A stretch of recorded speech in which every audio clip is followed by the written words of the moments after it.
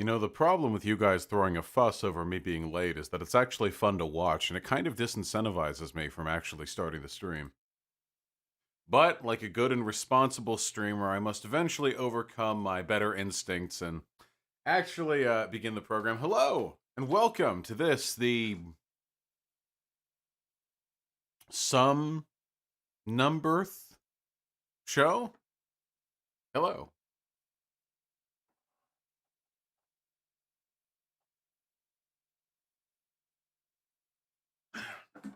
Now, I'm a little bit tired. The reason I didn't stream yesterday is because I had a really bad headache. When I get headaches, they tend to last a good long while, unfortunately. And yesterday I just had a really bad headache, and it just lasted way too long, and I couldn't stream.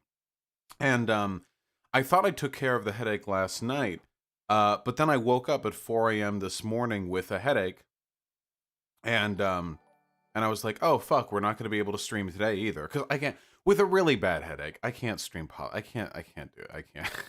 I can't do it. Um, but thankfully, I had the overwhelming strength of conviction to do the thing that tends to help me with my headaches, which is get up out of bed, drink some water, go to my computer, put earbuds in, and watch a Let's Play silently while sitting perfectly still for an hour.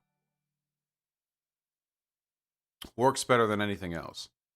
See, the secret, at least for me, with the headaches, is that I need to be absolutely distracted by something, and there can't be any pressure on my head. Yeah, posture has to be good. Most headaches, guys, do you want to hear a secret? Most of the headaches you get are either A, you're not drinking enough water, or B, your posture. Your neck, your neck position, or like your neck comfort, does so much to determine whether or not you end up getting a headache. It is insane. You need to make sure you have a good pillow too. Sit up straight. Take care of yourself. Okay. What Let's Play did I watch? Oh, I like Lethal Frag. Lethal Frag has some really chill Let's Plays. Very calm. You want to see how calm Lethal Frag's Let's Plays are? Here. I'll do, this is my promo segment, okay? I'll do some free advertising before we get to the political segment. Here, hold on. Lethal Frag is very, very comfy. That is very, very, very, very true. How's everyone doing? It's funny. It's such an aggressive name, Lethal Frag, but he's such a chill streamer. Check him out. This is what I was watching. Extra money was on that run. Throw a rope up here. Vibin.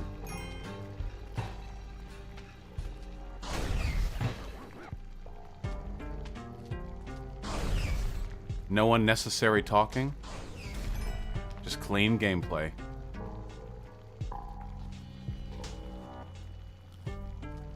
Look at it. It's been like 20 seconds since he said anything.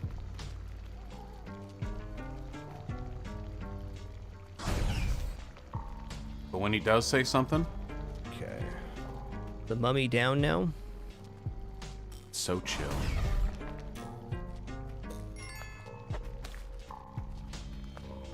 I've liked watching him for like 8 years. I don't know. I'm a fan.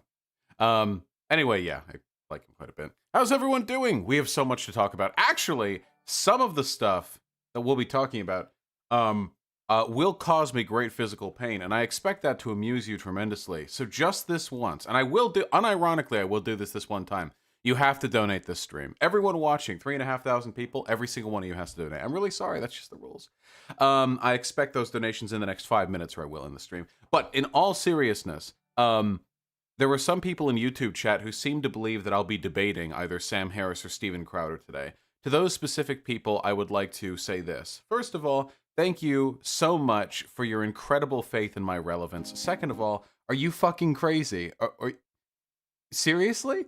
If I was debating either of those people, I would have put out fucking sky banners over every major city in the Western world, okay? I would have bought $2,000 worth of Facebook advertisements for it, okay? I promise you, I would not be debating either of these people with a YouTube stream that I announced at 1 a.m. the other day, beginning with "Okay, fine." Okay, that would not actually be how I opened that up. Just a warning, that's just a little marketing secret to you guys. In case you guys ever want to be content creators, if you get a debate with one of the most prominent political figures currently active in the English-speaking world, don't actually start that. Don't actually announce that the day beforehand. You wanna promo that up a little bit. You know, you wanna hype that up a little bit. That's just my advice from here to you. Again, I'm not a business major. You know, I didn't go to business school, but that's my opinion on the matter. You know, before we talk about, we have to do Steven Crowder. God, I fucking hate Steven Crowder. But we'll have to do it. We have to do it. Steven Crowder is, and I'm being serious when I say this, you know, very often when I complain about the stuff that I do on stream, I mean, it's all a little bit tongue-in-cheek. I'm well compensated for my labor. I enjoy the work that I do. You know, I can get into all that. When I make jokes like Sargon or whatever and I'll do a video, like, I'm still having fun. I don't have fun with Steven Crowder. I'll talk more about that when I actually get to it, but Steven Crowder's perfect mixture of, like, sociopathy and unfunniness, like, it just doesn't do it for me, you know? Steven Crowder is legitimately, like, the least funny person that I go over. It's actually crazy. I'm getting, like, sick thinking about it, you know? I said this on Twitter, but Ben Shapiro is much funnier than Steven Crowder. Like, objectively. Ben Shapiro's, like, docile, like, mummy's good boy, like, sort of vibe is way funnier than Crowder's abrasive attempts at being obnoxiously funny. You know what I mean? I would much rather watch a video of Shapiro try to explain why he likes it like a TV show than listen to Steven Crowder recite his, like, the comedy bit he's been working on for 8 months, where he talks about how Chinese people are funny because of their hats and their teeth, you know? I would, God, it's just an overwhelming preference. But, what the fuck? Never seen that GIF loaded before. I really gotta stop those from happening. Oh yeah, Glinner! We have to talk about Glinner. Yeah, hold on.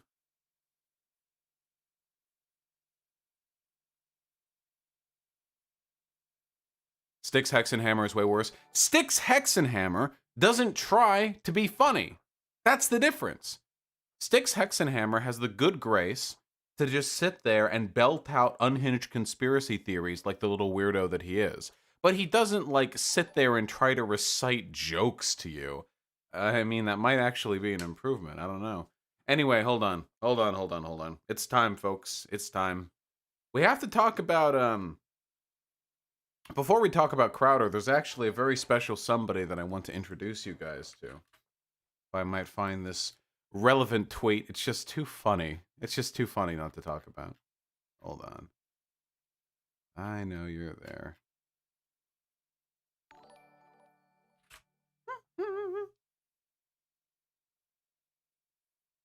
There we go. You guys know Glinner, right? You're aware of this person. What is his full name? Graham Linehan. You know, this is the British guy. It's always a British guy. This is the British guy whose rampant transphobia inspired H-Bomber Guy to do that that stream for Donkey Kong, yeah, where he raised a bunch of money for the thing. He's Irish? Oof. Damn, really? Wait, hold up, guys. Apparently he's Irish. My bad. From the Isle of Ireland, like the nation of Ireland? Not Northern Ireland? Really? Damn, well, canceled, I guess. Yeah, he's from Dublin. Ah. And 52, yikes. Well, listen, hold on. Unfortunate geographic associations aside, this is the person. Now, this guy used to be like a comedy writer, and he was like known, you know? I think he was pretty respected in his time. And I don't know why. I don't follow like everything about this guy, but I think he tossed away like everything for his transphobia. He like sacrificed all of it at the altar. He used to be like this well-respected like comedy writer, but his wife has left him and he doesn't have any more like work in the industry and everyone's dropped him and nobody likes him anymore. Yeah. And like all he did was he tweeted about trans people nonstop over and over and over again. From the big sort of performative turf wokeness of how we need to protect women, safe spaces, to the individual bullying and harassing individual transgender girls, you know, and boys. Just a lot of diversity in his comedy routine, you know, like he hit it up at every level. And he would do this like 18 hours a day. This guy was fucking dedicated. And, you know, praise the Lord, sent down from above just yesterday. It seems he's been permanently suspended. Now, Twitter does undo these things from time to time. It's entirely possible that changes, but oh man. Now, I want to be really, really clear, okay? Glinner is a massive piece of shit. And not just because of the transphobia thing. This is the thing that bothers me most about trans people, okay? For all the stupid shit I believe, and you guys don't even know, okay? For all the stupid shit that I believe, I own up to the reasons why I believe the things that I believe, okay? Now, TERFs will very often frame their transphobia as a defense of women. We need to protect women's bathrooms, you know, we need to protect women's safe spaces, we need to protect the sanctity of this. Women are defined by their oppressive experiences, and transgender women don't know. Now, mind you, if you're a TERF, trans men don't exist. Normally, otherwise I would try to talk more about trans men, but to a TERF, trans men are just lost butch lesbian sisters, okay? So they don't exist to them. It doesn't fit within their theory. So TERFs pretty much exclusively focus on trans women. And the problem that I have is that every single TERF is motivated by blind hatred and disgust, and that's it. There's no overriding theory.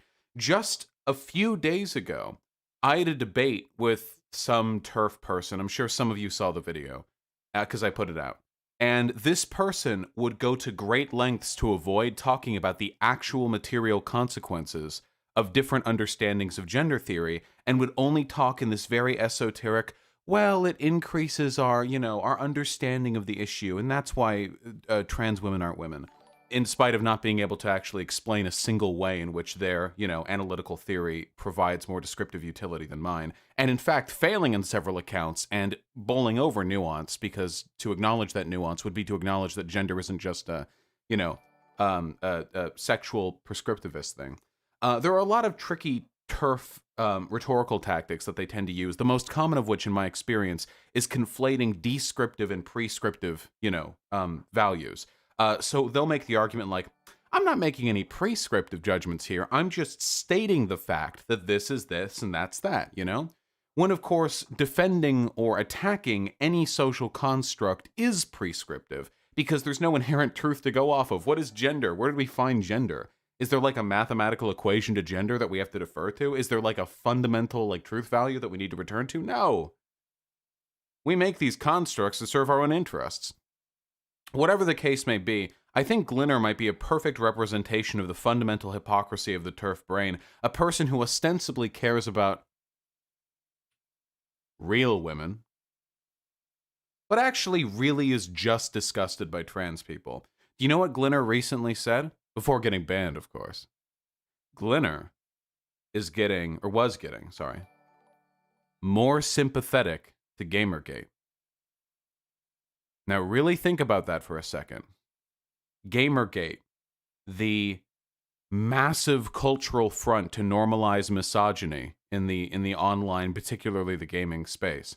Gamergate, which led to the doxing and harassing of literally hundreds of female journalists, which cemented gaming as a boys' club, which just destroyed any possibility, at least in the immediate future, of gender parity in most spaces oriented around gaming. The movement that we are still seeing the repercussions of with regards to things like The Last of Us 2, where they're saying they don't want to play it because the girl doesn't look fuckable enough during a zombie apocalypse. That's all a consequence of that movement that Glinner, virulent white knight champion of women as he is, said that he's now looking towards a little bit more sympathetically. And do you know why? Because amongst all that hatred of women, they also hated trans people, them Gamergaters. And that's all it takes for him, you know? Like, damn, I found my camaraderie, you know? There are a lot of TERFs who, is anyone else getting lag? I'm not dropping any frames on my end, so it's actually not my end for once. It might be YouTube. whatever the case may be, there's a tendency for TERFs to work with the far right, which is weird, because that doesn't do much to help women, but yeah. Anyway, there's a punchline to all of this, and I apologize for the people who are getting lag, but I don't care, because this is so fun. You can get this punchline delivered to you in whatever bit rate your computer is currently receiving, okay? So, following Glinner's ban from Twitter, he went on Mumsnet, which is just this terrible, terrible forum, okay? I'm really sorry to barge in on you Mumsnetters with my problems, but can I do like an insulting accent? I've been finally suspended from Twitter, and I just have a feeling that I'm going to need to ban me if I take. No, sorry. That was bad. Forget that. I've submitted an appeal with Twitter and the Better Business Bureau. But I thought I'd post here too so people knew what was going on. Can you imagine working at the Better Business Bureau and you get like a fucking email like, my Twitter account got banned? Anyway, I've used the word groomer, a phrase Twitter recently decided was not allowed. This was a violation of Twitter's TOS. This was not a violation of Twitter's TOS at the time I used the phrase, and I have been careful to avoid it since. I still use the word grooming in various permutations because I believe that gender ideology is a form of societal grooming. It is a very real threat to the well-being of women and children, and our ability to name a threat is removed, blah, blah, blah, blah, blah. That's the shot. And here's the chaser. Sorry, who are you, and why should I care you've been banned from Twitter? You seem to be a man by the looks of it, so why are you posting in the feminist forum? This is a female space.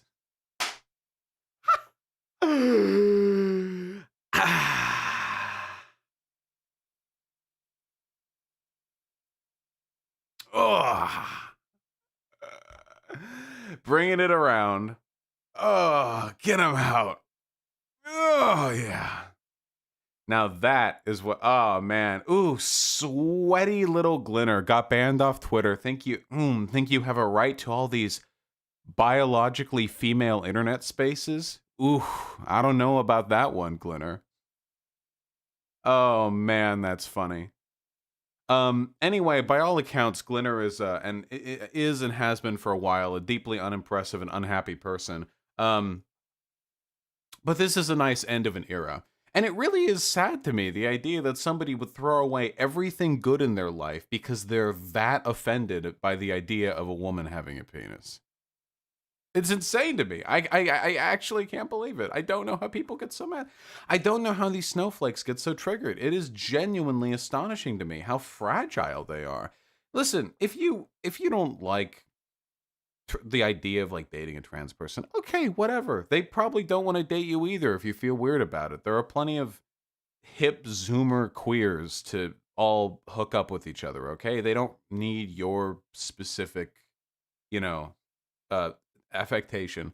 But man, when you're like sacrificing yourself at the altar for this shit, it's just I don't know. I genuinely don't know. The funniest thing is that as far as I can tell, transphobia, at least from men, is usually motivated by a very deeply patriarchal belief that you are being tricked into secretly liking men, and that you need to reflexively defend your heterosexuality by attacking those people. Which is interesting to me that, there would be men who would buy into that construct, but then also call themselves feminists. Like, boyo, you're doing it right now. You're doing the thing. You gotta check yourself before you wreck yourself, my friends. And as for women TERFs, I genuinely don't. Actually, no, that's pretty easy. Most women TERFs are, can we be real for a second? Either victims of sexual abuse or have been warned so much about how all men are predatory rapists by well-meaning but misguided feminists in the 1970s or 60s. That now they believe that a penis is like a biological magnet that drives people towards rape, and the only way to have a fair and just society is to keep the genitalia separate.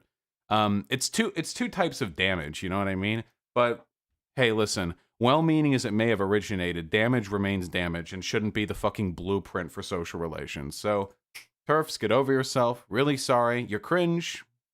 You're not based. And Glinner, goodbye. I sincerely hope you're able to find a new wife or something with all the free time you're going to have after your off Twitter. Or maybe you're going to join that new Twitter. What was the new Twitter? The one where it said they were all pro free speech and then they banned all the leftists like yesterday. What was the new one? Parler. Yeah, Parler. That's it. That's the new. Yeah. Have fun on Parler, okay? It's going to be a good time.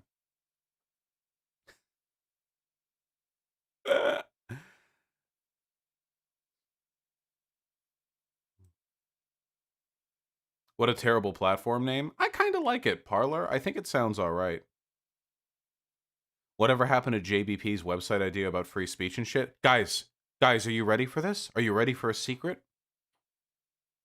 No conservative will ever actually make a pro-free speech platform. It'll never happen. Why would they ever do that? They're not pro-free speech. Why would they ever do that?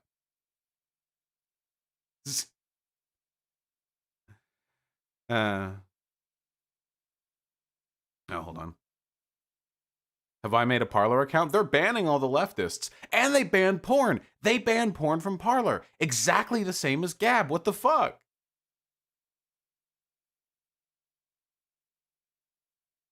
What do they do with the site? I don't fucking know. What am I, fucking Jordan B. Peterson's ward? Maybe. No. I have no fucking idea. Who runs it? I don't know. Stop! I don't... Listen. We do need to do Steven Crowder, but before we do the Steven Crowder, does anyone else know who Dr. Disrespect is?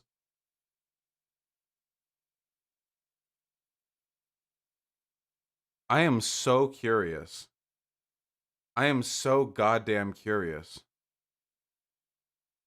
You heard about... Okay, listen. Right now there's been this huge Me Too moment on Twitch in the gaming community. A bunch of allegations have come out, okay? Like a bunch of them.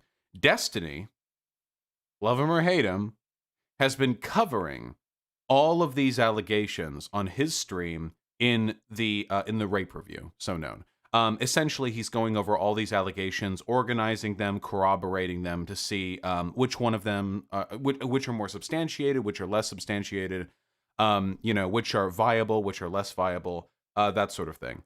And now, listen, whatever opinions you may have on Destiny, he's actually doing incredible coverage, talking about consent and power dynamics and all that cool stuff, So that's cool. That's great.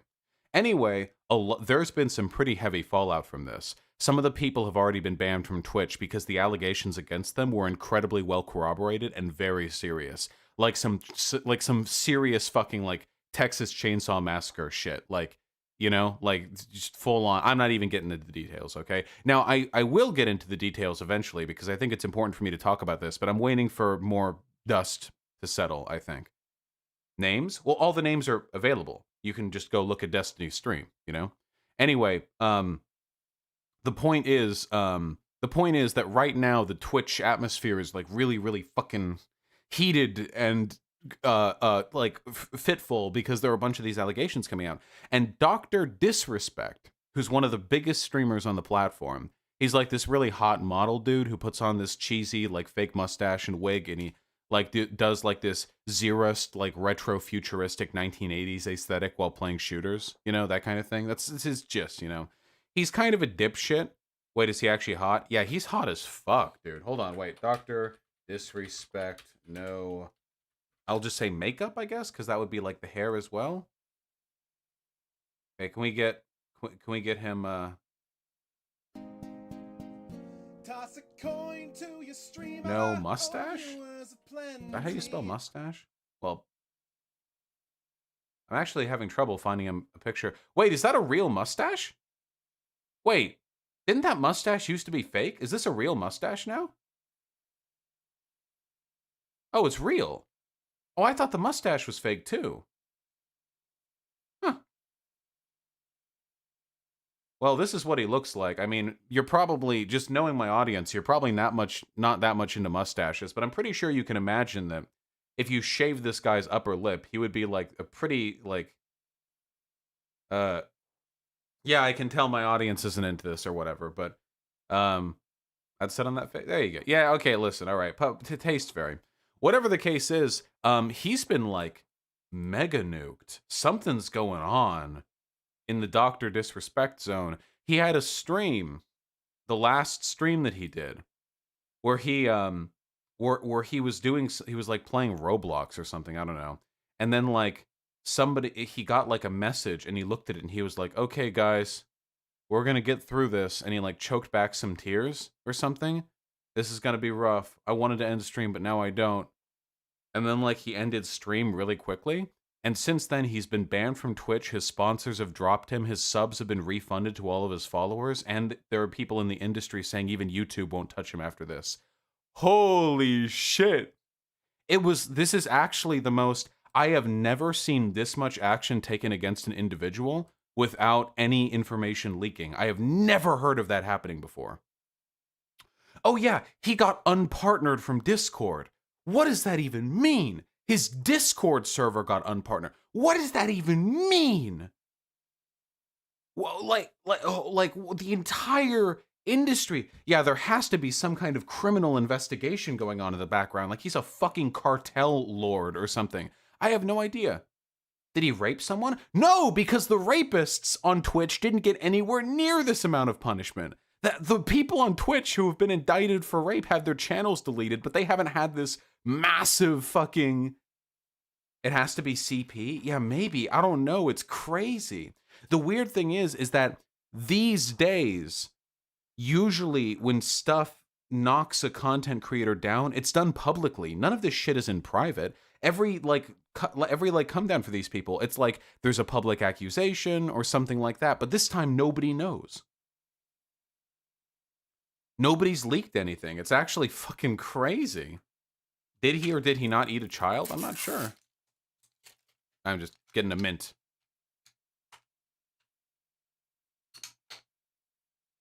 Twitch did the same thing with Method Josh a year ago? No, because Method Josh was still on the platform until he was banned like 3 days ago. Anyway, we shouldn't assume anything at the moment. It's just really wild. Yeah, maybe he's a serial murderer. I don't know. At this point, anything that comes out is going to be underwhelming because it's so fucking crazy how hard they've gone. Apparently he said he wanted to nuke Israel. Yeah, that'll do it.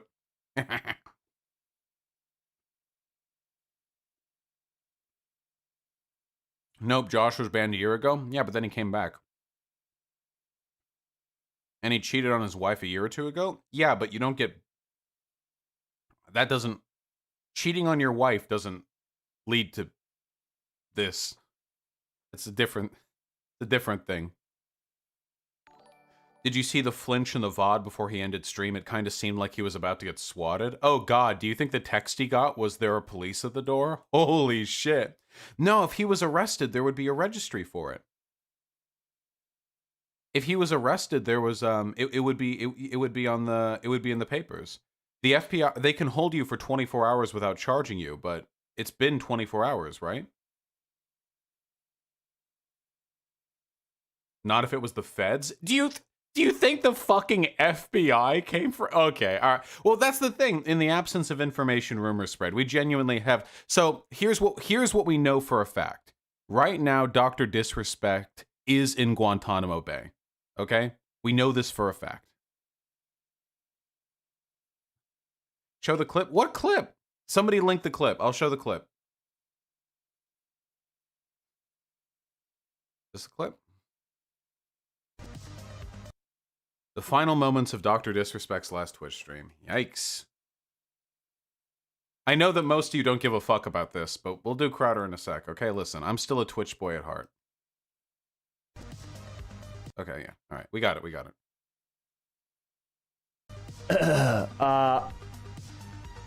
Data miners found a giant rocket under the map in between Park and downtown. That's not even me. Huh? Hit you up on a pager later. See you soon, Doc. And it's a link to a picture, Danger Cop with a $5 donation. I'm looking at it. Okay. That's not even me. Champions Club Doctor fan, thank you for the $3. And let's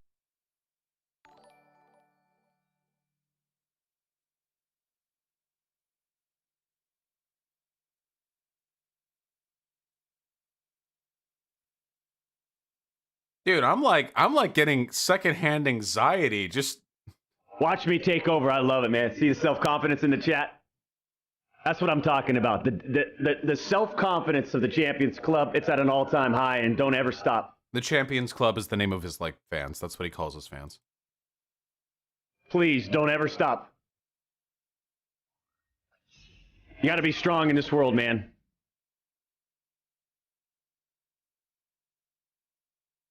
I was watching, I should just put it on just chatting. I mean, like, I kind of wanted to get off, but now I don't want to get off. Yeah. I'm so nervous just watching this. I was watching that documentary on, what's this guy? Ike, I-C-K-E.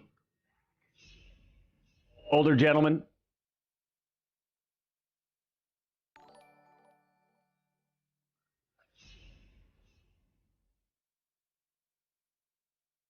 Who Anybody know is who I'm David talking Icke? about? I forgot his first name. David Icke. Yes, Alex. Yes. I like him. Toss a coin to your streamer. Even if like it's like it just kind of, you know, rather than this, Conspiracy theorist? Okay. it's on Netflix. I believe it's on Netflix. Or is it Amazon? It's one of the two. It's either Amazon or Netflix. Little documentary on him. It's pretty enlightening. All it allows you to do is just sort of like, you know, allows you to step outside of the box just a little bit. Whether some of the stuff is not true or not, whatever. I think the whole goal though is to wake up!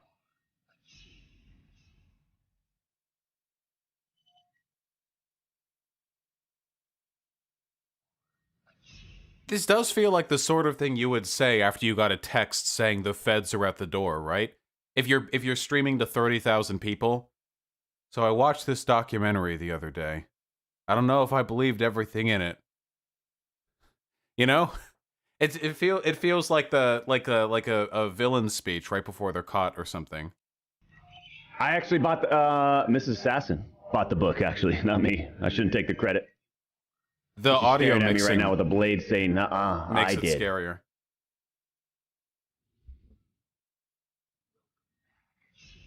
Bought his book too. Things like this thick. I'm gonna read it though. Ugh. Tomorrow, will you be playing Roblox Hide and Seek Extreme on stream? Hold on, what's that? Roblox Hide and Seek Extreme.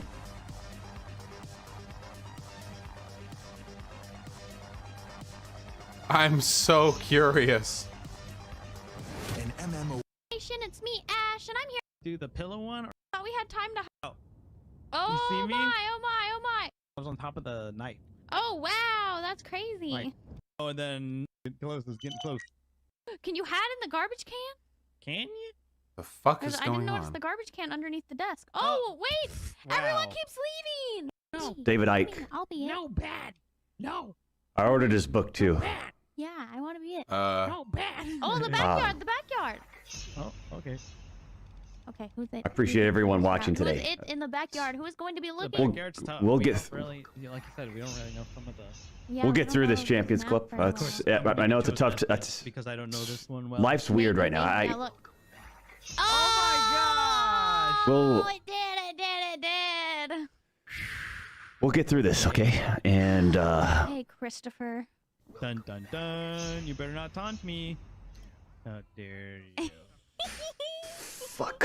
You get to try it. And then he looks around him, says fuck, and immediately ends the stream and hits the outro button. What the fuck? Were there like fucking feds coming in? You have to understand why I'm so curious about this. This is the most insane shit I've ever seen in my fucking life. You better not taunt me. How dare you? Fuck. You get to try it.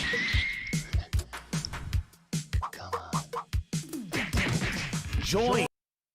Jesus Christ. The whole calm down. You've typed that like 40 times. Yeah, he flinched for a second, like somebody kicked down a door or something. I don't know, man. It's just really wild. I'm so uncomfortable.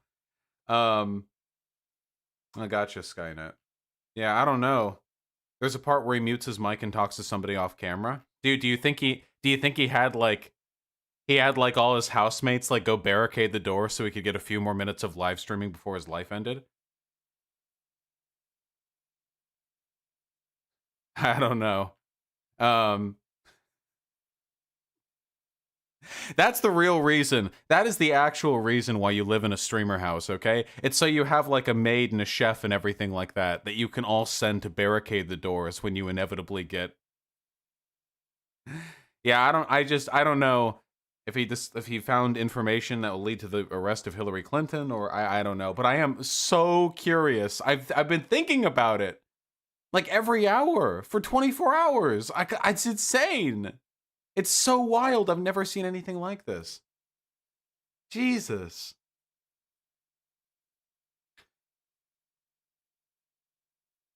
He also filmed in the toilet once. Maybe it's related to that. No. Something like this has to be higher up than that. There's no way. If there was any, it has to be something very severe, like really, really bad. I don't know. Anyway, hold on. We're going to quickly catch up with donuts. Then we're actually doing the thing you guys are here for. Fuck you.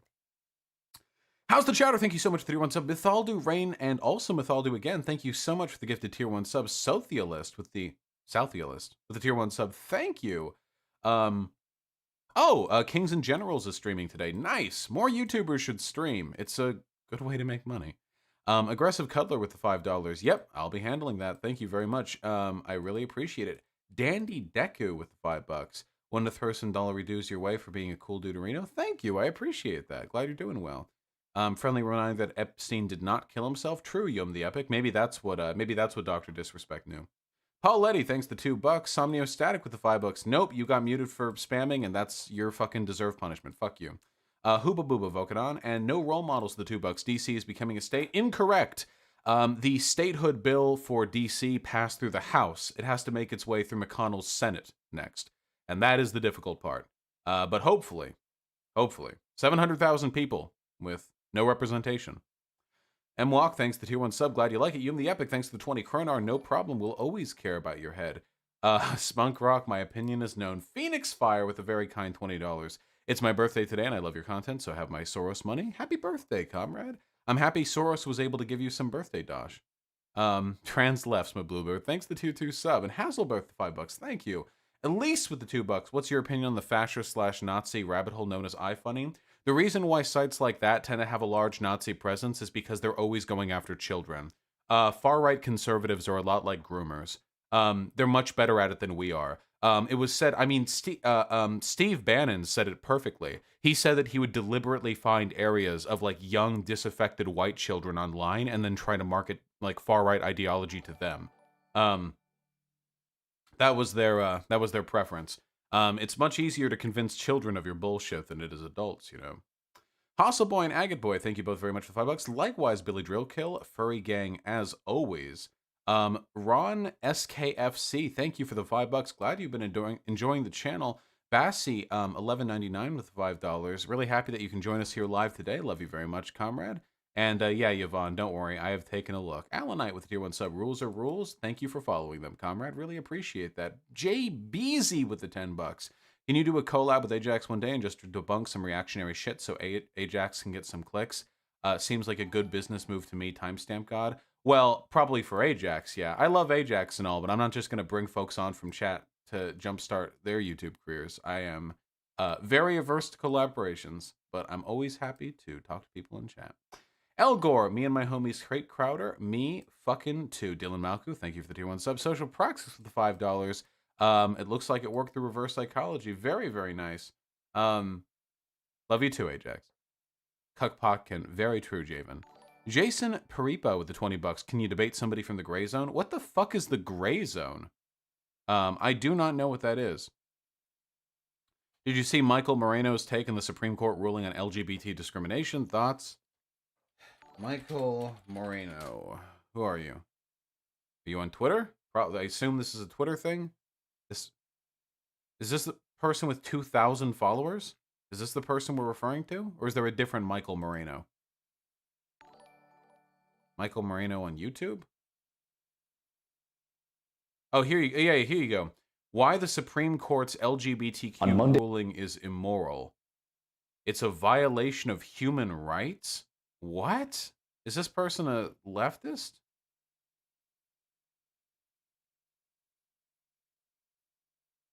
What is this person's general political disposition?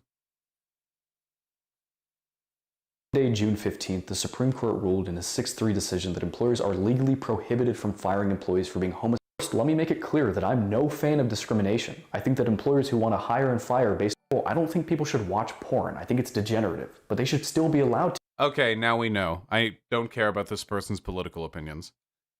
I thought this person might be like a lefty with some dumb take or something like that. But yeah, okay, if we're going to open up with unrelated, like porn is degenerate, then yeah, okay. Those are my thoughts. Clo Pichol Lopo. Why do you think Chop is bad optics? Crimson Kaiser, I'll be uploading that video today, don't you worry. Old school, I would love to debate Biden. All I would do is ask him questions about his childhood.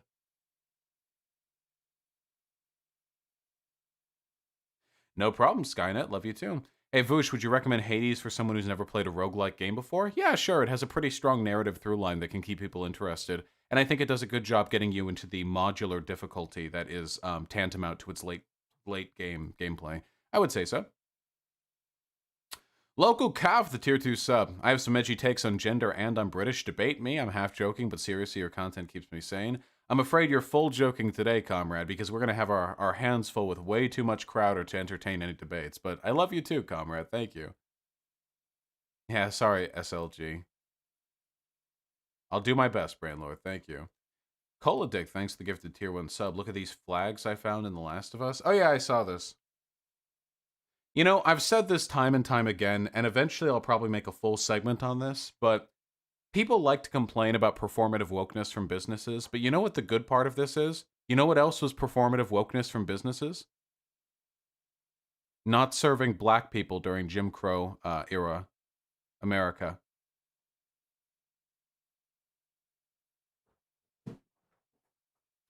See, at the end of the day, businesses, generally speaking, will do whatever maximizes their profit. And back during the, now this wasn't always the case, but generally speaking, back during the Jim Crow days, quote-unquote white businesses that served black people would be discriminated against. So at that time, businesses refusing to serve black people was in part motivated by a desire to kowtow to the social expectation for what is socially acceptable. And do you think us lefties would ever say during that time, oh, whatever, it's just corporations being performatively woke, who cares? No, that shit matters. What do you mean? That shit's important. Corporate acceptance in a capitalist society is the metric by which we determine what side is more profitable. The fact that corporations have decided it's more profitable to fully lean behind progressivism is a huge service to us politically. It's Are you kidding me? Which world would you prefer? Corporations are always going to do what makes them more money, or at least they're going to try to. So what would you prefer? Them putting trans pride flags into games because they think it'll make them more money, which is insincere and facile, or them not putting those flags in because they know it'll make them more money, which is equally insincere and facile. What do you which would you prefer, you know?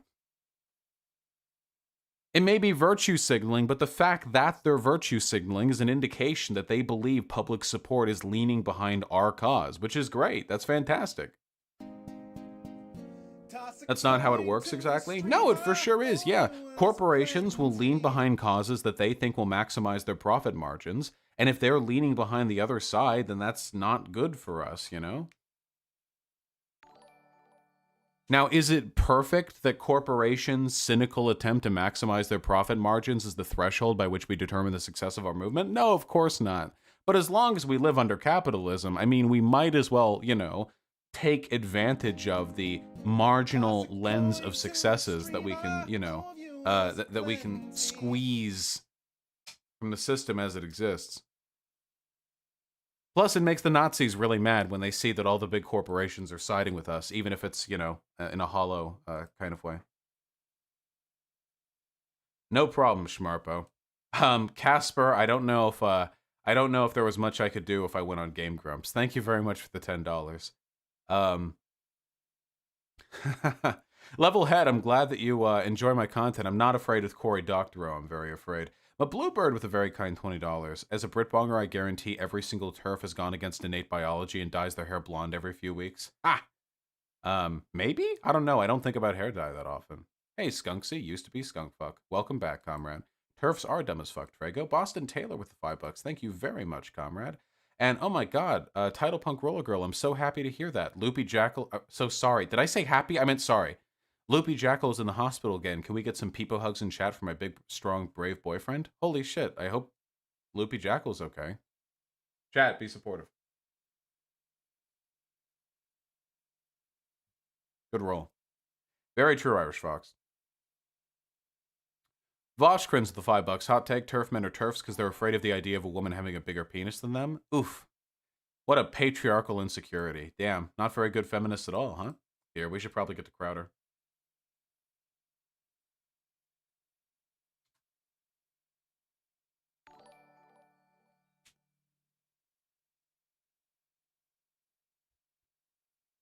Read Dr. Disrespect. This is almost certainly fake, but at this point I wouldn't be surprised if it was close to the truth.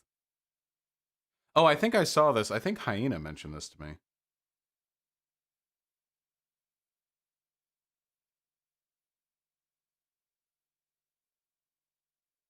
So the allegation here is that when Dr. Disrespect cheated on his wife, he actually raped the woman. I don't think this is true.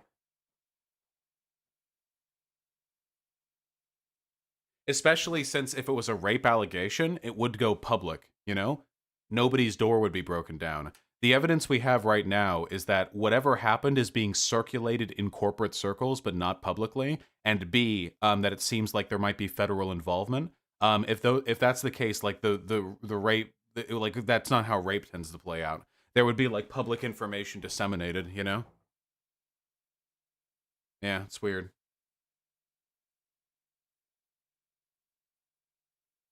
Am I going to cover any of the Gutfield Crowder DM leaks? I don't know what you're talking about. What DM leaks?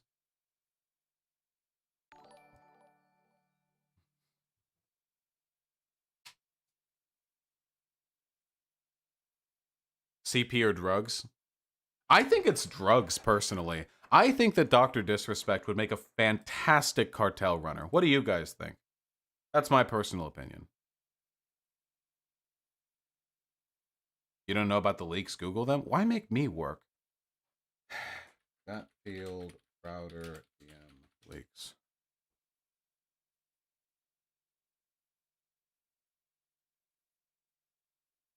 Here's Gutfield telling me how much he hates Steven Crowder.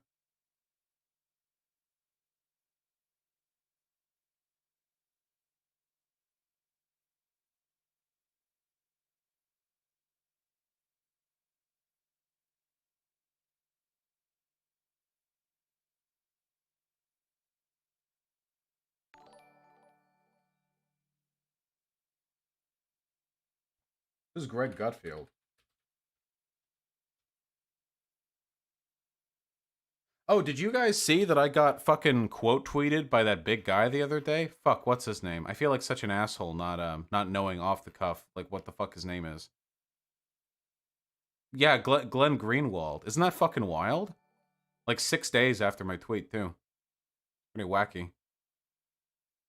And a bunch of the people in his response are actually agreeing with me, which is pretty cool.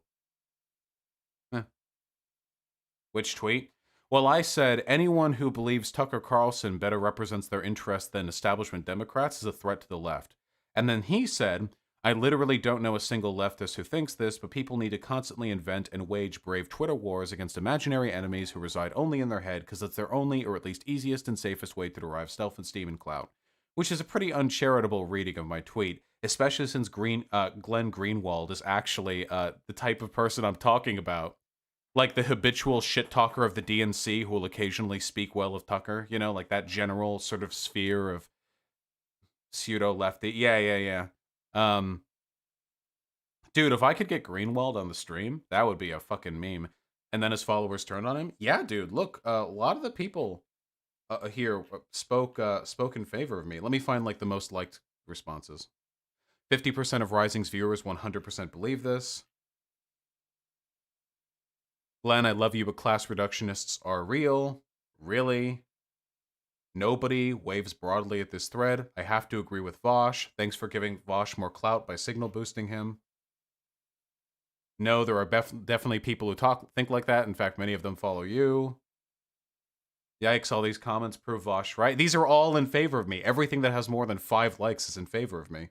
Oh no, this one is actually saying Tucker. Well, this one proves my point because he's saying that Tucker Carlson does represent his interests better than establishment Dems. So this one may be disagreeing with me, but it's doing so in a way that proves my point. So, you know? Oh, this one's mean to me. In Vosh's defense, he's very dumb. But then this one cancels it out. You literally do this all the time. Yikes, Glenn, this isn't the take? Yeah. I'll take it, you know? So I have murdered Glenn Greenwald. I have successfully defeated him in the free marketplace of ideas, and I am now essentially the new Glenn Greenwald. It's true. It's true. It's true. Didn't even have to debate him. Bodied, yeah. Just ruined. All right. We can't put it off any longer. God knows I want to.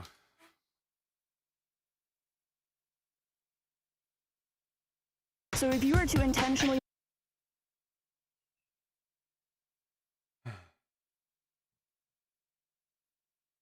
All right.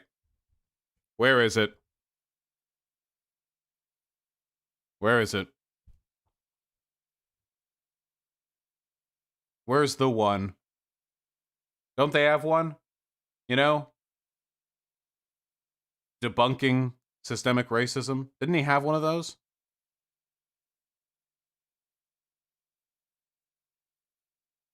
The newest one? No, the newest one's about Chaz.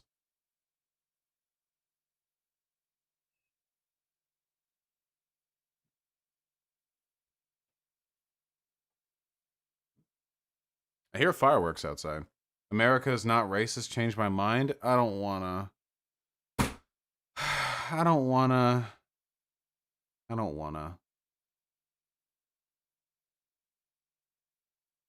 Can we please do something else?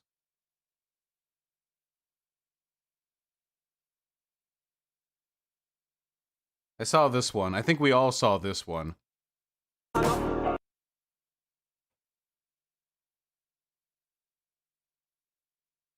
From the Surfs.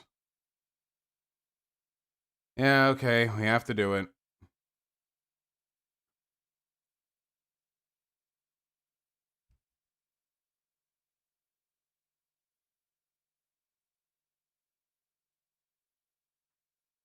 I really don't like responding to Steven Crowder videos because they tend to run long, they're really repetitive, and he's not funny. There are a lot of conservatives who I find funny. I said this earlier in the stream. I find Ben Shapiro funny to watch. I do. I genuinely do. His cadence, his candor, his rhetoric. He has like this little, like he wears a bow tie to his 4th grade, you know, piano recital kind of vibe to him. It's funny. It's like a subtle British comedy. Steven Crowder is like the comedian equivalent of Epic Movie. You guys remember that? You remember that series of movies? They had like Epic Movie, Superhero Movie, remember? And they were generally regarded as crimes against humanity. And I'm pretty sure like their directors were tried at Nuremberg. That's the feeling that I get from Crowder. I feel like he actually like injures me with his unfunniness. But here we go. Fine, fuck it. Okay. And because it's impossible to take the piss out of somebody who is already effectively enacting a sort of lack of self-seriousness, I'll be responding to all of Steven Crowder's claims as severely and as dryly as possible because I don't know. Let's just... You believe that at this point you are feeling the ripple effects from slavery in the history of the United States and that you face systemic discrimination? Do it. I think there have definitely been times in my life and places that I've been where I have felt the effects. I like how that was enough of a kicker for him to open on. Like his audience watches that, and that to them is absurd enough for it to be like the opener. Do you believe you experience racism? Yeah, a few times I have da-na-na-na-na, and all of his audience is like, that stupid fucking darky. That piece of shit. America doesn't have racism. It's time for the newest Change My Mind, a series where we rationalize our positions on usually controversial topics. For this installment, we decided to take on a subject which seems But it's a country that struggled with race relations throughout its history and still does today. Does America have a race problem? All the I don't care. I don't care. Just get it, please. Please. All right, on with the show. Meet Kendall. What's your name, sir? I'm Kendall Cole. Kendall, nice to meet you. Do you need me to wear a mask for you? No, Are you more I'm you okay? not concerned. Okay, my name's Steven. Can I fist bump? Yeah, with you? absolutely. All right, okay. I'll do a handshake. Dude. Are we good with a Yeah, handshake? absolutely. All right, well, I never... Did you Do you know how to do a handshake? just cough on that? Did you lick I your plead palms? the fifth. I plead the fifth. Okay. All right, you guys good? Okay. That? Yeah, sorry about that. Okay, sorry, let me get your name one more time. Can you spell it out? Kendall, Kendall. D-A-L. Cole, that's my Twitter handle. You know, gotta get the plug in. Okay, all right. You get your Kendall Twitter handle. underscore. Well, careful what you wish for, because the people on the Twitter not always that nice to me. Yeah, And I me often tell neither. celebrities if they come into the show, I'm just like, don't take a picture with me unless you want to get a bunch of crap. It happens. No, not to this level. Stop whining. God, fuck. Get to the... When people have anonymity, Yeah, I don't know how familiar you are, if at all, with the change, I haven't watched much of that, but and they get very angry. Those are the issues that we typically avoid. yeah. This one is going to be send Antifa over the rest of them. Cool. So this one is a little bit different. We were just being racist. No. You're a racist. Maybe a little bit. Jesus. I think we're all a little bit racist. Okay. Well, let me just say, I don't believe that that's not necessarily an Avenue Q reference, but I do not believe that the United States today in 2020 is a racist country. There's no systemic racism in the United States. And I think it's particularly important to talk about when you have these riots going on where people are making them. Okay. So the easiest thing for me to do right now is to say, all right, Crowder, you claim there's no systemic racism. Then how do you account for all of this? And then I would go through my document where I compile all of this shit. It's not even the beginning of... I still have so much data I haven't even compiled yet and annotated. And then I would go through all of this, and then we would talk about all of the... Now, there are two types of racism that we need to talk about right now, okay? I've mentioned this before, but I need to mention it once more, okay? So let me give you an example of two studies, okay? I'm going to make them up in my head, but there are analogs to these studies that exist in this document. So I'm not making up anything that's, you know, unprecedented. So here is a type of bias called implicit bias. It's when you have a type of bias and you don't know it, basically. So here's an example. Say you have a group of like 1,000 people, and you make them fake jurors, and you break them into two groups of 500.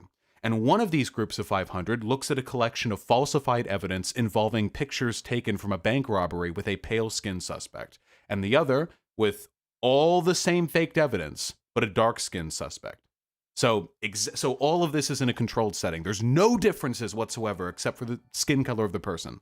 And then, as is so often the case in the real world, the 500 who are assessing the perceived criminality of the darker-skinned fake, accused, decide that this is more damning evidence. Essentially, the darker the skin, the more likely the conviction. Basically, that's how it tends to work. There are studies in this document which reaffirm that that is a thing that happens. Very unfortunate.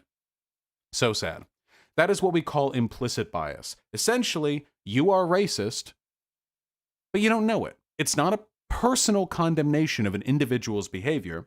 It's a recognition that, generally speaking, people tend to hold biases against certain groups. Mind you, this isn't a white versus black thing, because black fake jurors also believed that darker skin was more criminal in these fake tests, meaning that this is not a one race versus another race thing. This is a general social belief that dark-skinned people are more criminal. So again, there's nothing adversarial here. It's just a systemic issue. And that is, by definition, a systemic issue, because those implicit biases infiltrate the decision-making processes of our institutions. It's not an individual thing.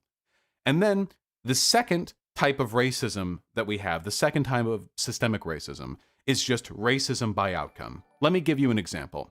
Let's say that, generally speaking, in this country, people tend to stay around the same income and economic level that they're born into. That tends to be the case. If you're born poor, it's more likely you'll die poor than it would be for a wealthy person to die poor. There is a stickiness at the ends. People are more likely to spend time in the, economic quartile they're born into. So, with that being said, what do you do about the fact that black folk had no chance to build any kind of real wealth in this country up until about 60 or 70 years ago? A lot of the other families in this, in this here country, a lot of non-black families had plenty of time. They brought wealth over from the old world, they owned property, they owned businesses, and they weren't discriminated against in, a wide variety of systemic legal senses. So with all that being the case, just 2 generations ago, black people essentially got entered into the great economic race in this country, starting a couple hundred meters behind.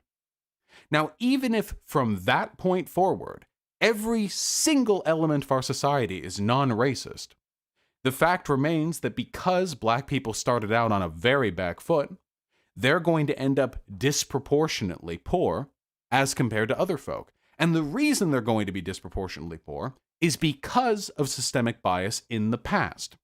So in essence, even though nothing in our system is implicitly racist today, it's still possible for the outcomes of people's disparate living situations to be a product of racism, and therefore a product of the systemic racism in our country. The temporality of that systemic racism really isn't an issue.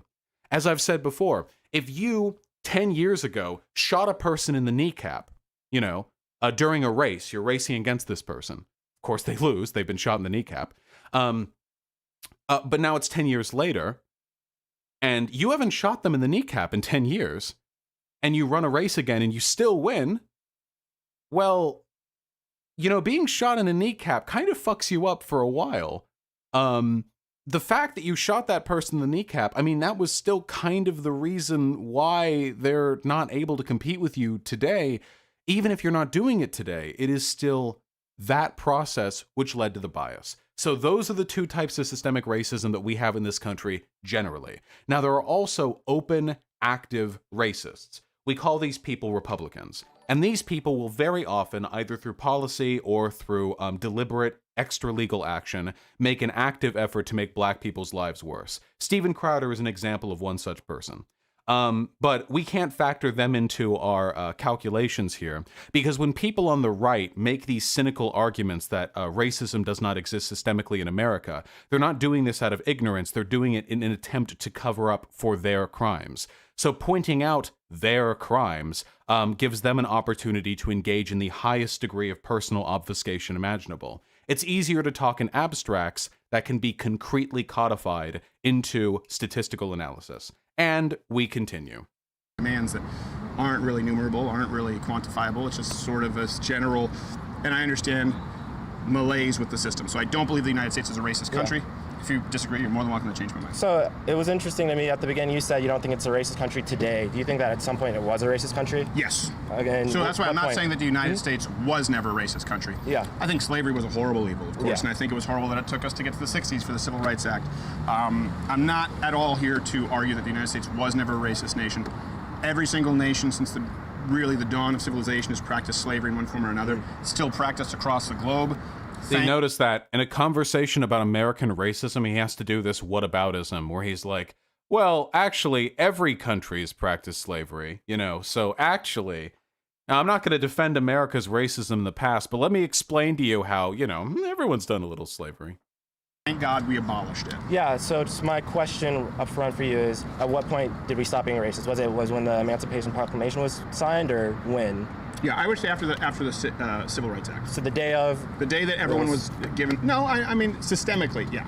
Now it doesn't mean that there weren't individual racists. Yeah. And particularly when people like Crowder will often make the claim that systemic racism means there have to be laws that say there is racism. Like systemic racism can only exist if there is a law that just says like fuck black people, That's the bar that you have to set for them.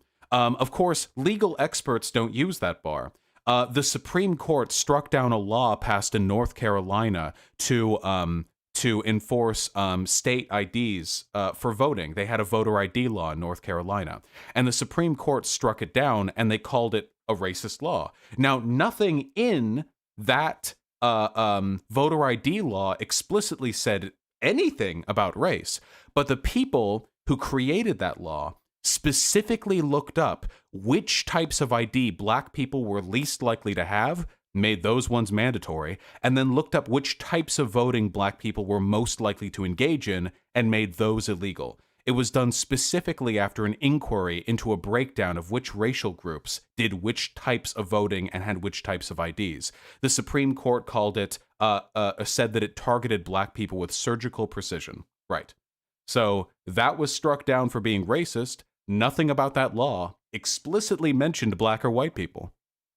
I'm talking about 2020 because most of the people out there protesting are not the people who were around during the civil rights era. You have a lot of young Americans who have never suffered at the hands of systemic oppression. What if your grandparents were super poor because of Jim Crow, and then they had kids who were poor because they were redlined into bad neighborhoods, and those kids then gave birth to you? I mean, that kind of sounds to me like you're being affected by those policies, doesn't it? Ah, yes, government policies, well known for not having long-lasting socioeconomic impacts. Okay. In your sign specifically, you're talking about systemic oppression? Yes. Okay. Not racist individuals. There are plenty of racist individuals, and you can find those black, white. Yeah. In the Republican Party, yeah. We just had a gentleman right there accost my friend there who's biracial, tell him that he was white. And he said, well, that sounds kind of racist. Right. And then the guy got really mad. And then I said, well, I don't know, are you brown or are you yellow? And he got mad at me. I said, well, I'm just using your same shading rules. And he said something about checking a white box, and I create all the tests. So I don't necessarily know what was going on there. But I'm not arguing that there are not individual races. But as a country, the United States, not only do I believe that it's the best country in the world for people of any races. I agree that overall we are the best country in the world. I agree with that, yeah. By what metric? Military spending? But I think the main place where I disagree, perhaps not, we don't have systemic racism, but I think that whenever you think about racism, you have to keep in mind classism. I think that systemically there are a lot of systems that... See, this is a bad argument to make. Already he has bought into Crowder's premise that systemic racism refers only to laws that are on the book in their language racist, and now he's moving back to this classism thing. Now here's the funny thing. Whenever you talk about systemic racism to a conservative, they'll say, whoa, whoa, whoa, that's not racism, that's classism. But then when you say, okay, let's do something about classism, they'll say, well, poverty is a choice. It's interesting. They're smart enough to recognize that they can't just say black people are too stupid to make it in America. At least most of them know that. Some conservatives do say that. But they'll remove it by one step. They'll say, it's not racism, it's classism, but actually classism isn't real, anyone can make it in America. The natural, the logical conclusion of these two beliefs is that conservatives generally believe that black people are just kind of stupid and not good workers, you know? So, but they won't admit to that, so they do this back and forth, you know? Don't ever talk about classism with a conservative when race is what you're really talking about. That do divide classes and keep lower classes suppressed. And because of our history, because of the way that black people and many brown people were treated in the past, we are tied into lower classes. And you have to keep in mind that when you're talking about racism, oftentimes people actually mean classism, and the two are very closely intertwined. When you look at the numbers, it's how it is. Well, let me ask you kind of to define classism and how you think that there's systemic oppression through the form of classism. And maybe I think we'll probably find some common ground and then some areas where we disagree. Yeah. Conservatives will never acquiesce to the idea that classism is a real thing because they believe in a pure meritocracy, or they pretend to believe in a pure meritocracy. So because anyone can make it in this country, that means that classism isn't real, even though by its nature, not everyone can make it. Just if you look at job opportunities, oftentimes people say, go ahead, get a 4-year degree. That's going to give you more job go But for people who are completely broke, oftentimes 4-year degrees are just not opportunities that they have because they can't go into that financial deficit, and they don't have the time to be able to get those degrees and things like that. I think there are a number of things that, and I didn't come here prepared today to that's okay. off. So I think it'll be helpful as we talk, so I can kind of. And you would say that would apply to someone who's poor, who's white, just as much as someone who's poor is black. Like the trailer park kid from Arkansas is at just as much of a disadvantage as the poor black child from South. Well, I think no, no, not at all. Because even when you control for socioeconomic factors, black people are still massively discriminated against in a wide variety of ways.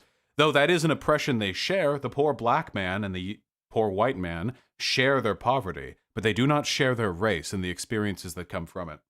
What's that argument for classism? What's that old saying, you know? It is equally illegal for a poor man and a wealthy man to sleep neath the bridge when it's raining. You know what I mean? Classism usually isn't like laws that say fuck the poor. Classism is stuff like you know, policies that make it difficult to claw your way out of a pit.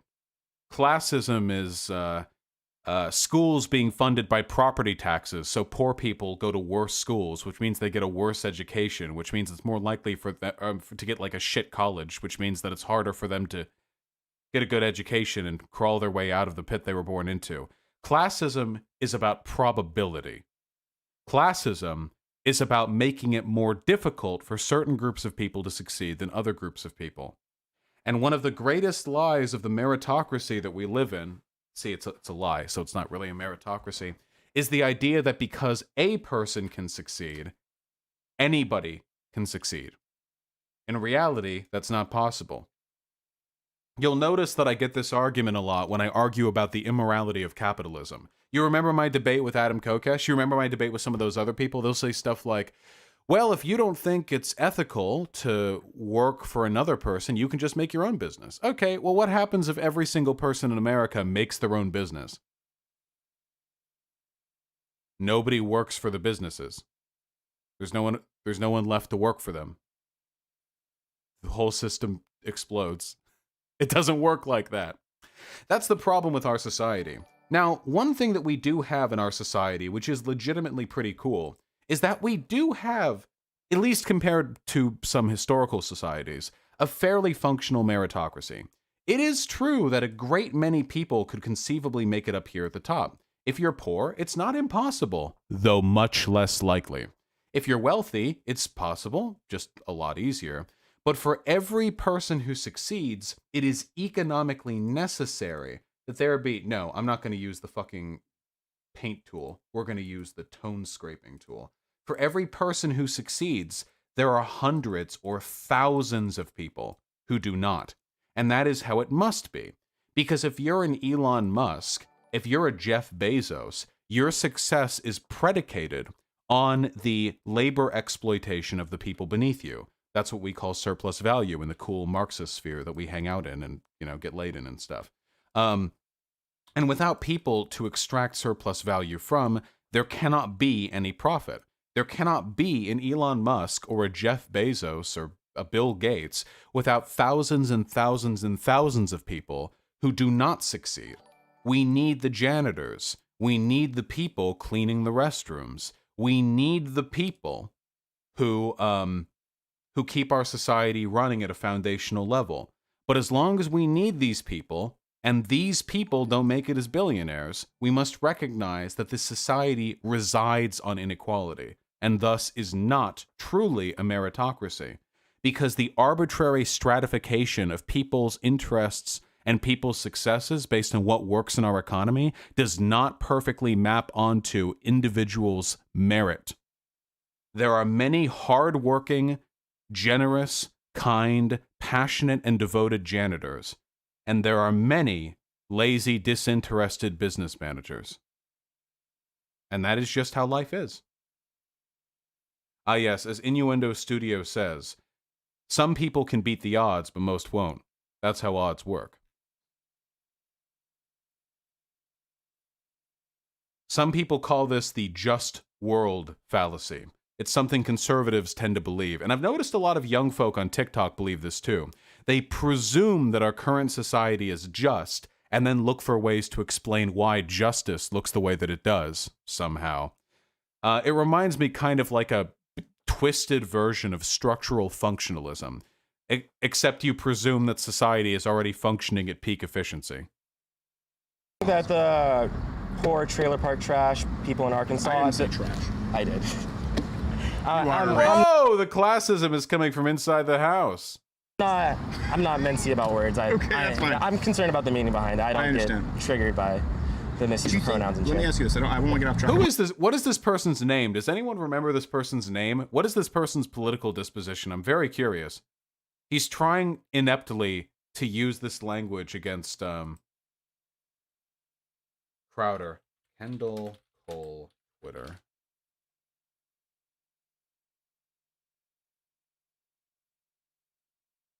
This person has 90 followers. I don't know if it's them. Oh, it was Kendall_Cole.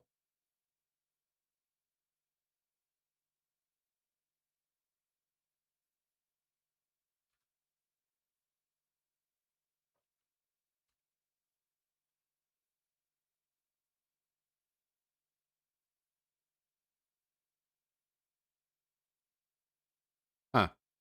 I wanted to search Kendall Cole to thank him for such a great conversation, but I can't find his Twitter. Never a good sign when a Crowder fan tells you had a good conversation with Crowder. But I couldn't find his Twitter. This person?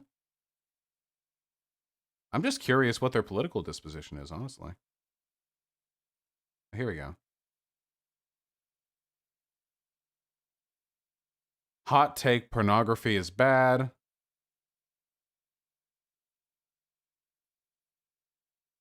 Don't defund the police.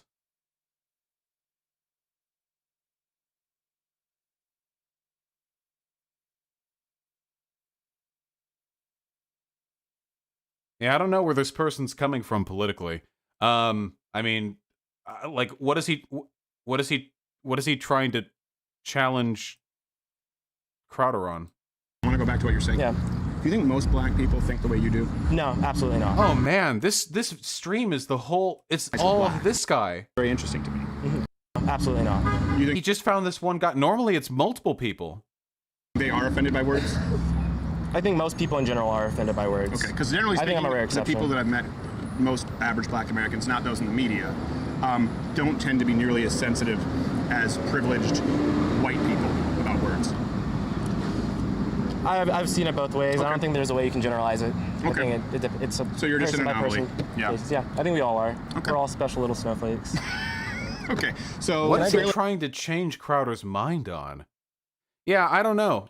If there's no real pushback, there's no real substantial like shit for me to push back on myself. I find, I mean, Crowder's the change your mind Crowder videos are generally pretty like pathetic because they have complete editorial control over the conversations they engage in. I guarantee you this is not the only person that Crowder talked to. Crowder probably talked to like 20 other people, but they choose what to publish. If I could somehow divine where Crowder is going to pop up to next, and he doesn't release that information beforehand, specifically so the many people that he has ducked out on debating don't show up there to debate him, even if I was able to find him at some corner or whatever and talk with him, none of that shit would go into the video.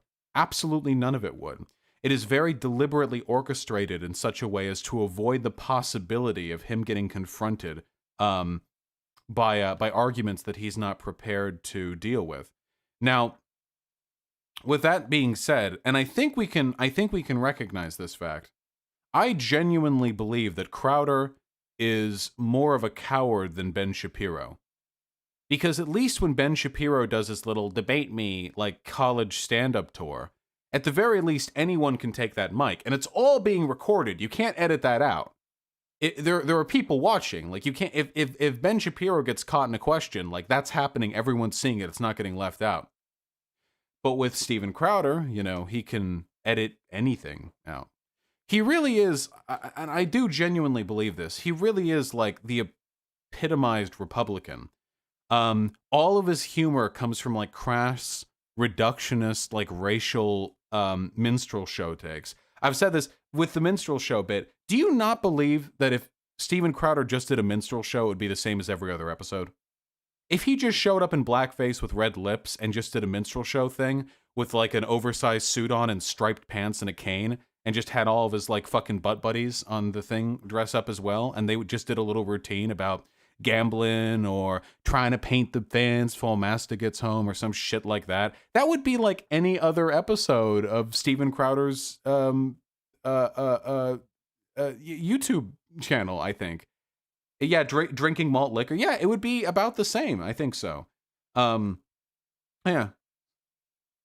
He once pushed a 50-year-old union protester and later tried to sue him. Well, Crowder is fucking crazy. As I have long been aware, and definitely wasn't just made aware of literally 5 minutes before I started the Steven Crowder segment, apparently Greg Gutfeld, Fox News contributor, has had some leaked DMs where he speaks poorly of the Crowdster. And there's still time for Crowder to grow up when he finally comes out and marries his personal trainer. So the person's insinuating that Crowder is gay, which, let's be fair, I mean, I get the vibe. No, he wouldn't. He has issues. I met him at a bar once and he sat Indian style on the floor in the middle of a crowded bar. He also, no joke, ordered milk. Which would be cool if it wasn't him. He wants to be a star and hates everyone who took that risk while he didn't. He calls himself a comedian, but he doesn't perform. That's how the Schumer thing started. I would not let him call himself a comedian on my show, and Amy knew that. I hated him for saying he performs. His musical thing was so painful I wanted to cry for his family. And he's in love with his body. He thinks he's got an issue with his sexuality, which is fine, but it's so obvious to everyone but him, which is usually the truth. Yeah, he's always like a Chippendale. Yeah, any chance he can get, he's shirtless or in drag, tight yoga pants. And he was only at FNC for like 6 months. We all hated him. And he acts like he was a badass who left FNC. None of us could stand him. Whew. It reminds me, with Dave Rubin as well. Everyone who works with Dave Rubin hates Dave Rubin. It seems to be sort of a common pattern, amidst these types. Yeah, he's already dead. Yeah, listen, hey, if Crowder's gay, I remember somebody saying, was it Blair White, that like Crowder is transphobic on his channel, but then he'll like go out and fuck trans women or something? Not that fucking trans women makes you gay, but fucking trans women does seem like something that a homophobic, in the closet conservative might do if they were having some trouble with their sexuality, transphobic, homophobic, what have you. So maybe he'll work it out eventually. Those texts were from 2017, So he's obviously repressing. You can fuck trans women and still be transphobic too. Yeah, of course. Yeah, obviously. Well, you think common Republican, dating strategy is to be homophobic as fuck and then fuck, men. So it's not exactly unknown, but the whatever the case may be, I don't like doing Crowder segments that much because they're so vacant. I know I barely went over this video, but like most of it is just light conversation between two people who don't seem to disagree that much. The black guy is going to acquiesce on most of the idiotic statements that that Crowder makes. There's not like much room to push back. What other videos does he have? I mean, it's all... So he's got Chaz, and I've talked about Chaz as well, Jimmy Kimmel, Chaz again. Oh yeah, here is him doing this thing. Oh, this was really funny. Speaking of his sexuality, hold on. I remember seeing this on Twitter. Slowly apply some pressure, and I want you to tell me if you can breathe. Okay? Now, of course, he's doing the like actually chokeholds are fine sort of thing. It's all very dumb, but someone does. We'll talk about this with Jocko in a minute. Look at those shorts. Remember they were stopping. They grabbed the guy's taser. Okay, so let me show you before we go to when you start feeling some pain. Okay. Okay, so there you go. So, and I'm not in proper position right now because we have a desk behind us, but that's unpleasant, that hurts. Okay, so now, I'm gonna sit back up. I had to take my boots up. No, put your feet out there. Okay. So everyone's gonna say this is gay, but anyone who's ever actually applied a choke knows what this is. I took off my shoes because I didn't want to hit him in the balls. So typically what happens is a rear naked choke. You see this a lot in MMA. I'm trying to control his body here. So this is a good establishing of control. So let's say you try and squirm out. The whole reason I'm just controlling your body here. And you have some Listen, I'm not saying there's anything gay about wrestling with your guy buds, okay? All I'm saying is I hope Crowder's doing okay. That's all I'm saying. This isn't really a point against him or anything. I mean, obviously I don't have an issue with people being gay. The COVID death count is inflated. Changed my mind. I saw this. Let's say I try. This was just conspiracy baiting. And kill myself. bunch of pills, put a gun to my head, whatever it is. I'm close, but no cigar. So I get put in the hospital, right, and basically put on life support. They're trying to help me survive. And I don't make it, and just before I die from my suicide, I get COVID-19. Is that a COVID death? Extremely common scenario, by the way. Ah, yes.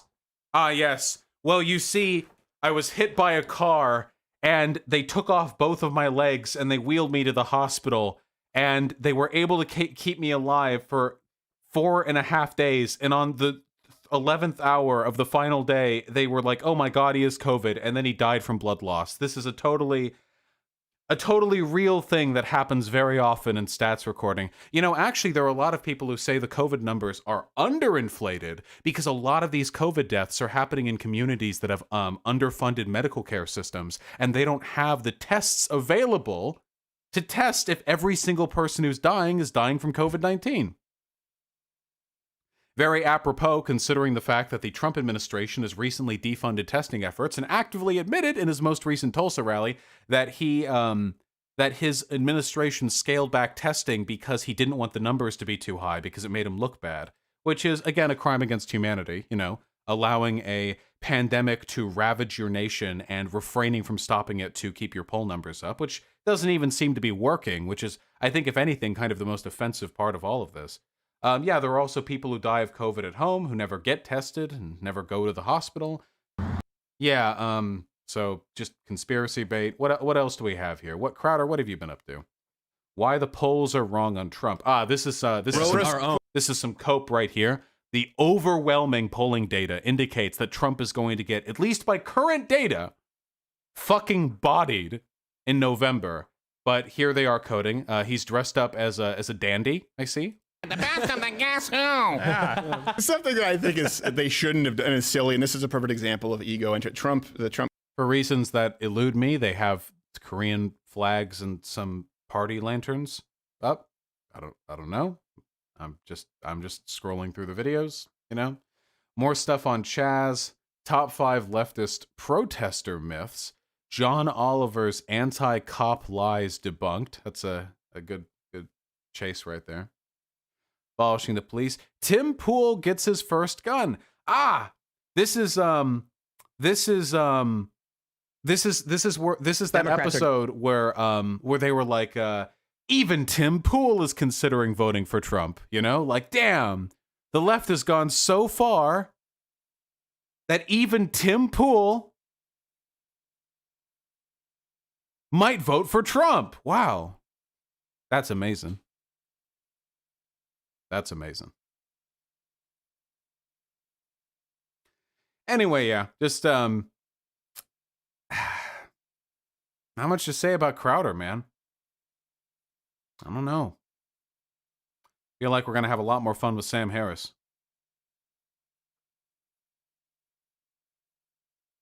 Daisy going.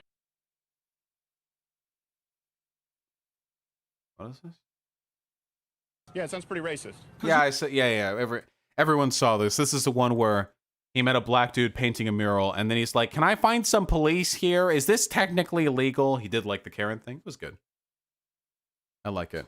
Hey, guys, if you want to be woke like me, don't call men male Karens. Just call them Karens. De-gender Karen. Stay woke.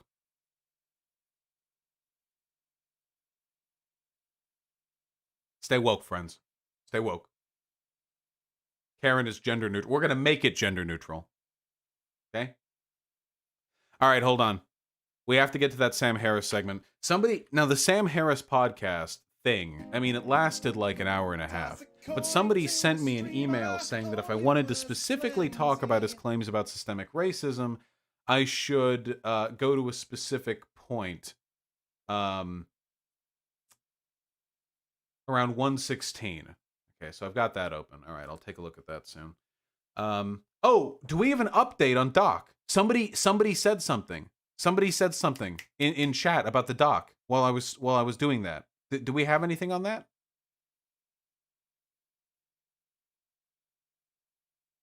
The Dr. Disrespect, not the fucking document, you fucking lunatics. Dr. Disrespect. Jesus Christ.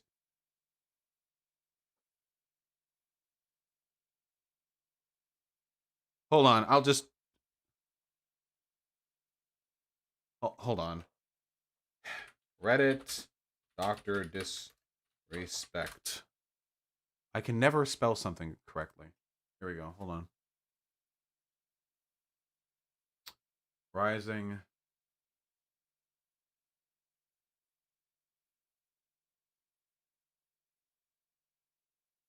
I don't see any official information. No updates? Okay. All right. Yes, I've seen if the Emperor had a text-to-speech device. All right.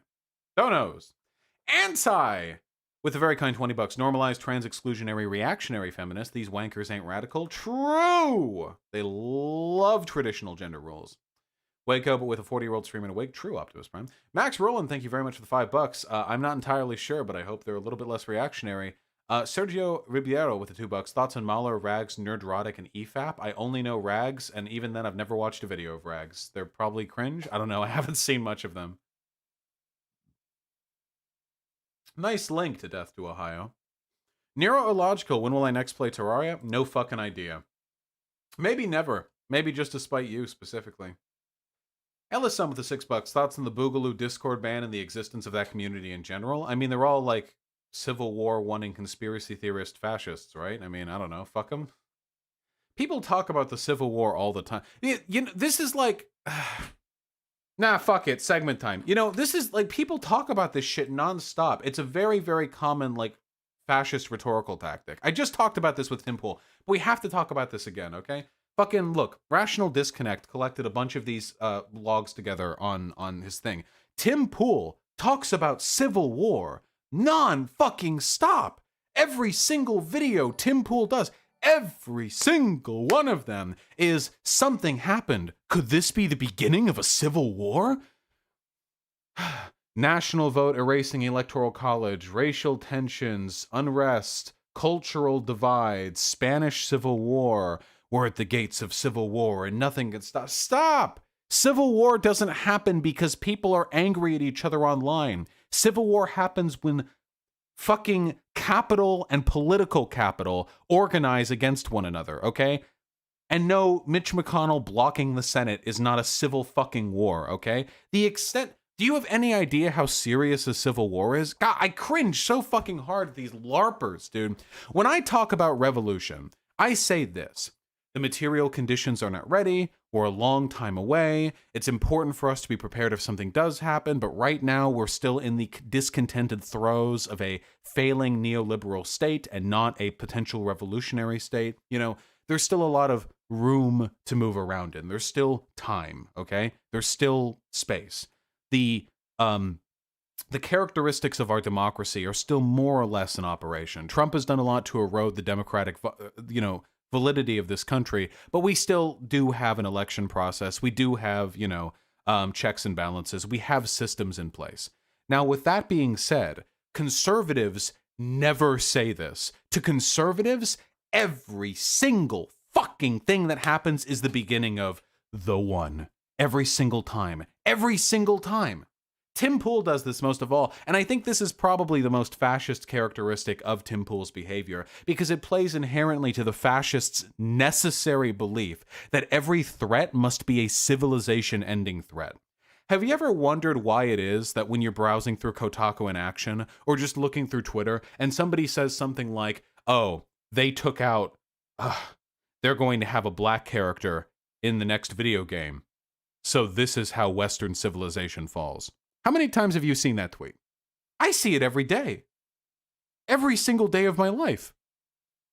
It's cringe.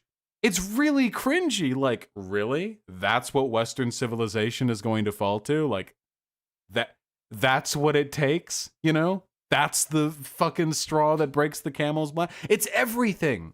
A new cartoon, Steven Universe, like a cartoon show with gay people. This is how Western civilization falls. Voice actors are being replaced with people who are the races of the characters being voice acted for. This is how Western civilization falls. The censorship of a South Park episode. This is how. It's every single time. And the reason for this is because perpetual conflict and the threat of the obliteration of your civilization are the two kindling that are thrown on the fire of any fascist uprising. It is how they operate. It's how they talk. if you're ever looking in from the outside and you're thinking like, wow, this is actually really embarrassing and over emotional. It's kind of pathetic how easily and how fragile, their political, outrage sort of comes about. And that is all very true, but it stems fundamentally from the mind state of a fascist-leaning person. It's not just Tim Pool who does this. Black Pigeon Speaks does this every single video as well. Like, if we can go over here.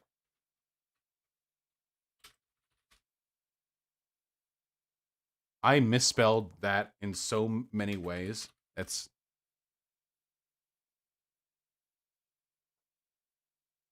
Wait, is Black Pigeon Speaks deleted off YouTube?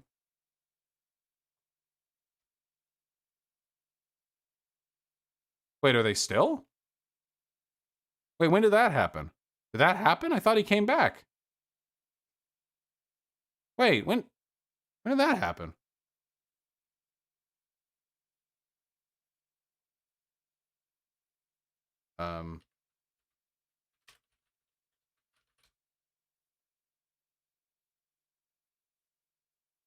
This is from June 13th, 2019, but I'm pretty sure that he got reinstated after that. I think he's just shadow banned. Here we go. Okay, so he's just shadow banned. You just can't actually look for his channel. And it seems to be reflecting in his viewership numbers. Yikes. Anyway, what was I saying? Oh yeah, if you go through Black Pigeon Speaks videos, they're kind of similar.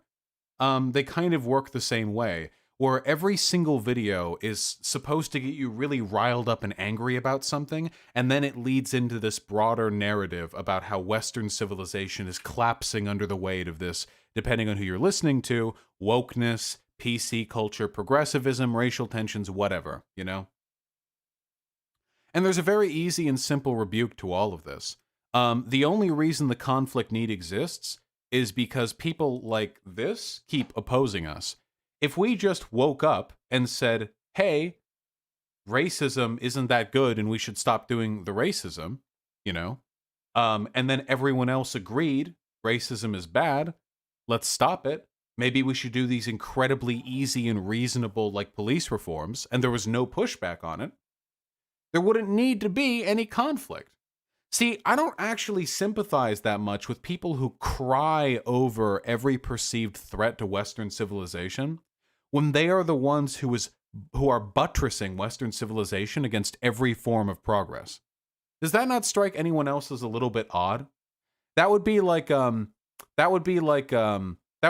saying like, I'm trying to fix this house, and they keep like tackling me every time I come in with planks of wood and nails. And then they're screaming at me about how the house isn't getting fixed, or how the house is getting increasingly unstable with time. Well, I know that, dipshit. I'm trying to fix it. If you think racial tensions are a problem in this country, then fucking address those racial tensions. But when they say racial tension, what they really mean is black people speaking up. They don't actually mean racial tension. They want to keep the racial tension quiet, not by fixing it, but by flattening the concerns of the people who have an issue with the way our society is currently being run. Which is, it's a strategy. Doesn't really fix the racial tension. Every single time this happens, it only increases tensions down the line. Every time. But, yeah, I don't know. Of course, we know the truth. And the truth is that these people do not want to fix Western civilization as they understand it. That's not actually something they're interested in. They don't want to address these great civilizational conflicts because it is the existence of that conflict that drives their political engagement. Without fire and without blood, these people have nothing. I ask you, what would Tim Pool have to talk about if he no longer had any pretense for claiming civil war was just around the corner for America? What would he talk about exactly? The problem is, if you take away that overlying narrative, there's really nothing left to talk about but acknowledge the fact that you are a massive media platform that is legitimately trying to stall gap social progress because somebody in a video game has colored hair, or because one protester amongst hundreds of thousands threw a brick at a window. And if you acknowledge the sheer pettiness, the triviality of the contentions you have with real social progress, your movement collapses on itself. It is only the imagined, hyperbolized fire that keeps things going. It's just sad. It genuinely is. And it takes a toll on their well-being, too. There's a reason why all these people are nervous fucking wrecks, you know? There's a reason why these people, like, if you actually engage with them in any meaningful way, are fucking crazy. That mindset does a lot to your brain. Yeah, it's why Tim is bald, as it so happens. He molded all of his hair off, thinking about, you know, Western civilization and how it's being threatened by people trying to not be racist. I don't know. Anyway, just a pattern I've noticed. It's pretty cringe.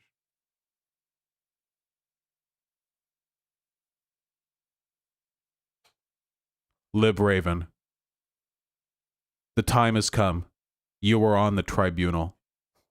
You stand accused of posting cringe, stream after stream after stream, implicitly suggesting that I'm chicken littling the problems that I complain about in this stream. How do you plead? 30-day ban or perm?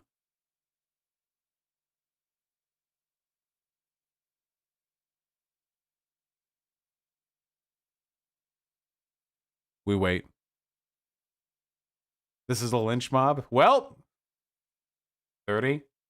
You chose the right path. I'm giving you a day ban because I respect your honesty.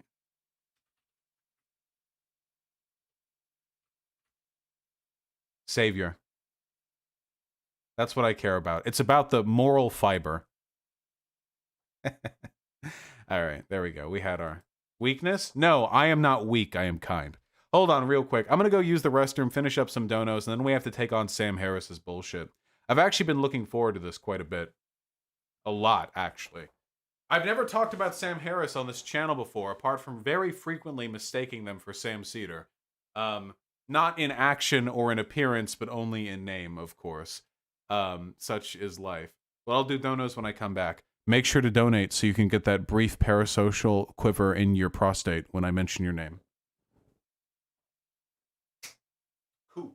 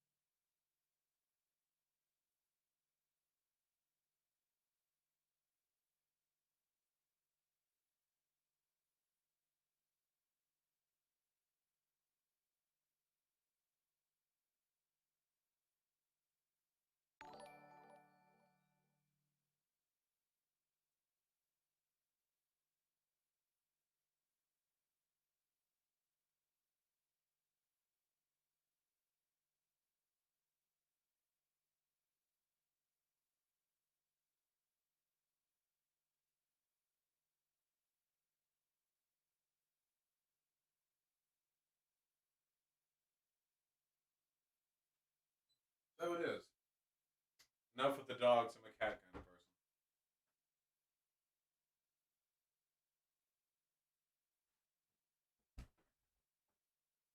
person.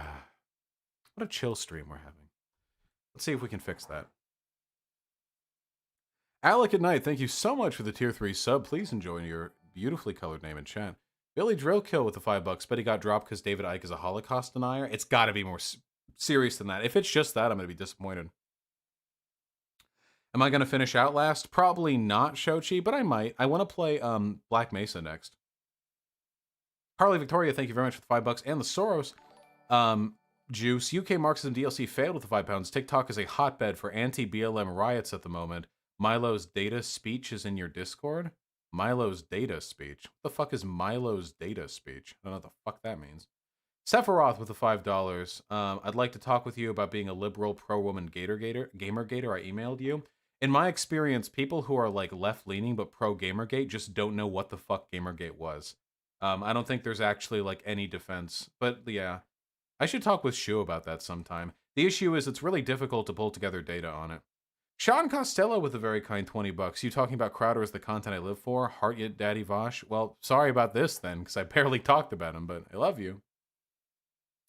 Divergence with the very kind $30. Have you seen TJ Kirk's video, Ben Shapiro's 10 Ways to Argue with Himself? It's the best Ben Shapiro takedown I've ever seen. No, I have not, but I'm sure it's pretty good.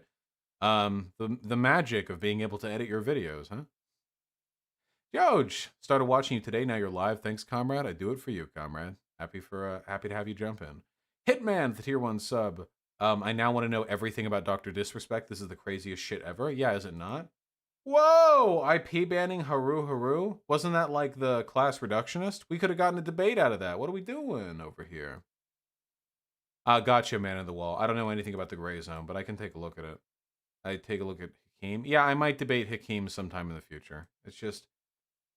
Hakeem is so fucking... God, dude, the tankies are so goddamn irrelevant. The Nazbols and the class reductionists are both infinitely more relevant than just tankies, you know? I don't know. No, I don't care high enough. They were spamming, glad you like my videos, Queekmed Staker. Thank you very much, comrade. I appreciate that. Bernie Brosevis with a tier 4 sub. Gotta go to work, catch stream later. Hope you have an excellent day. I will. In spite of you. Have a good one. Parachute with the $10. What do you think is your best impression? I like your PJW, but I think I'm more partial to your gamer meme Joker. I think my Joker impression is pretty excellent. I do think that my Heath Ledger Joker impression is pretty good. I'll stand by that one. My Bernie impression is okay. Costco with the $5. Thank you. Here's an article saying Doc was arrested. Only mention of a scene reported, though. It's Sausage Roll, an Australian website. I don't trust Australian news publications, but I'll take a look.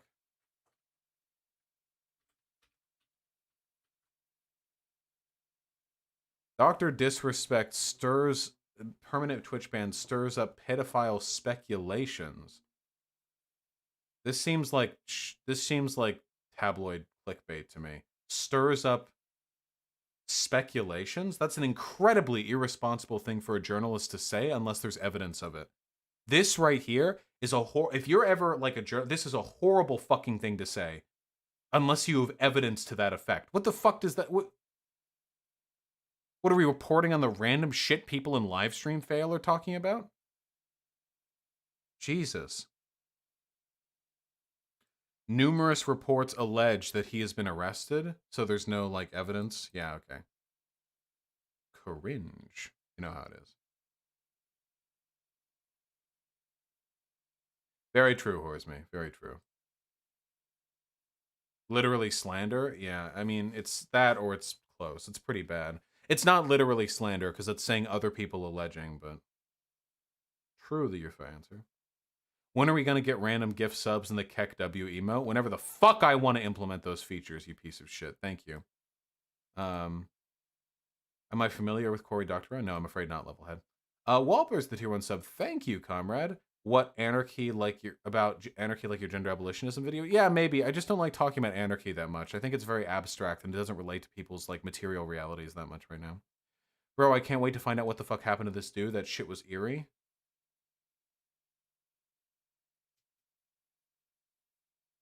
The reason? What was the reason? What was the reason? What was the reason? True. True. Have you seen that income mobility study that a black man with rich parents has similar expected outcome to a white man with poor parents? Yes, I have. Classism is not the only explanation. Yikes. And it wasn't exactly the same. It was more like they averaged out towards each other pretty hard. But I don't think it was exactly the same rate. Crowder has shaved his chest, changed my mind. Oh, he definitely has before. Capitalism demands a bottom rung, and pretending that bottom rung all deserves to be there is why people like Crowder come across as sociopaths. Well, they are. I mean, you know. Very true, the UFO answer. First name with the $5. Finally made a stream, but I'm part of the YouTube proletariat. Ah, happy to have you here, comrade. Very happy to have you here. Thank you. Comrade Emmanuel, thank you for the tier 1 sub and the kind words. He got owned by a Nosball. Yeah, I saw that, Crispy. That was pretty funny. Cena asked the $2. Thank you. And Doom Nukem with the $5. I'm willing to bet Steven Crowder's been BTFO'd by randos on his Change My Mind segment, but he just doesn't want to show you since he's got the editorial power. Oh, almost certainly. It'd be very surprising to me if that is not the case. And Nate Matsko with a very kind $35. Never forget when Crowder got BTFO during his Socialism is Evil live Change My Mind segment. Yeah, do remember though, and it is important to remember, the person who BTFO'd him was a little fucking Nosbull. That kid was a Nazi. He talked to Nick Fuentes later. Pretty disappointing, but what are you gonna do? I think it's time, guys. I think I can't put it off any longer, unfortunately. I think I have to talk about the Sam Harris podcast. Okay.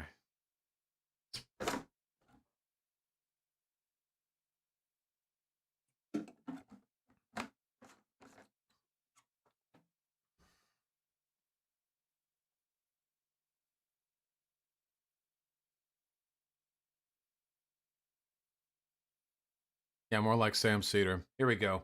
About 1:16. And any departure from the baseline population, these killings are justifiable, right?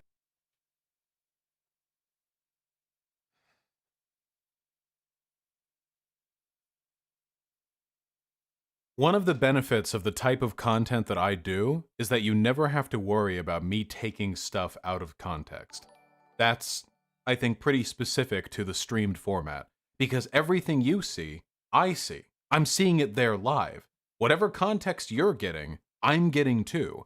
I usually watch a whole video from start to finish, skipping ad segments and what have you, title cards. And for that reason, it is essentially impossible for me to make shit up about what my opponent is saying. I can't take them out of context. I can't strawman them because they're right there. I'm directly responding. Unfortunately, this extremely popular episode of Sam Harris's podcast, Making Sense with Sam Harris, nearly 600,000 views, is nearly 2 hours long. That is a very, very long segment. It's a podcast. I can't respond to the entirety of this video. It's not possible. But I know that this segment contains stuff that I would disagree with severely. I had somebody email me, and they provided me a timestamp they suggested I begin watching from. It's entirely possible I will be missing out on some context here.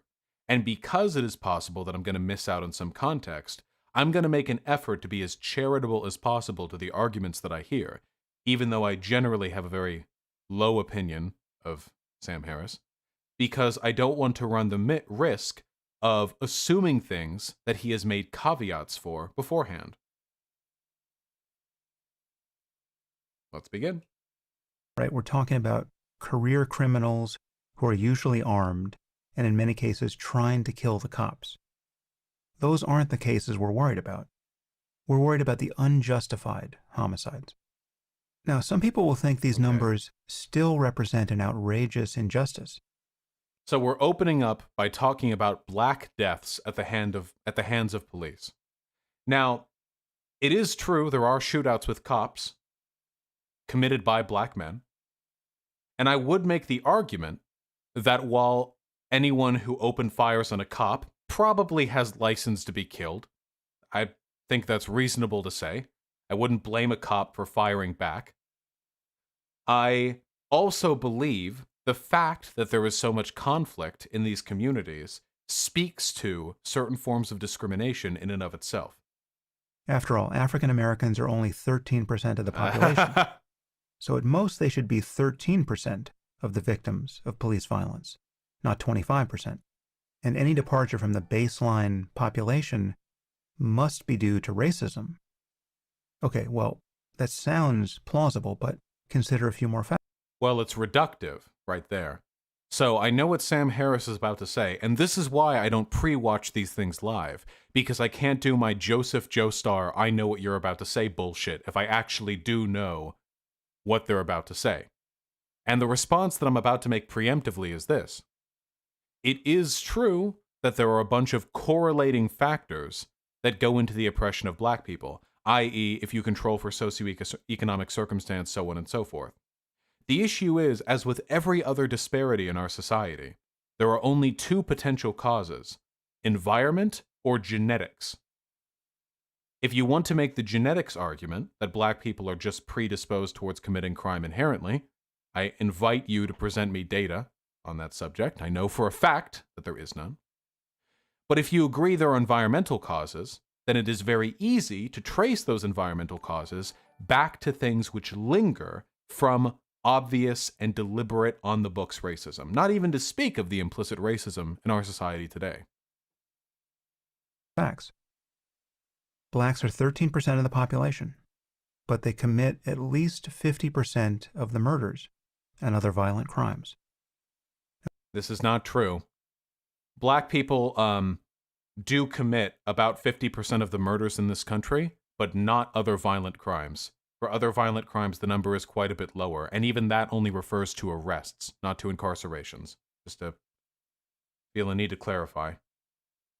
If you have 13% of the population responsible for 50% of the murders, and in some cities committing 2/3 of all violent crime, what percent of police attention should it attract? I honestly don't know. Well, against which communities? Not all black communities are the communities that commit a ton of crime. Most of the black murder rate in this country is done in very specific communities where gangs that are mostly made up of black people fight other gangs, mostly made up of black people, for control over territory so they have turf upon which to sell their drugs. But let me ask you this.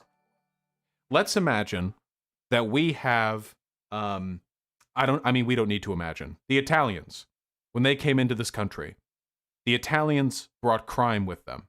That's a fact. But a lot of the crime that Italians brought with them came from a very specific subset of the population that worked within organized crime.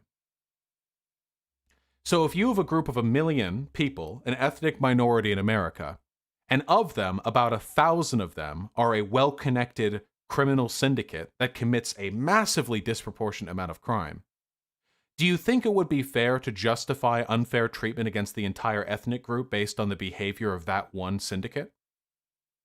I would argue no. I would argue that it's a non-racialized element, frankly. And the reason why there are so many black gangs is because they were the ones forced into the ghettos where the only opportunity for economic success was drug running, and because the government in large part allowed the formation of drug cultures to run rampant in these communities before enacting the war on drugs and making it so severe a criminal offense, thus creating the perfect conditions for gang warfare. Is that a race thing?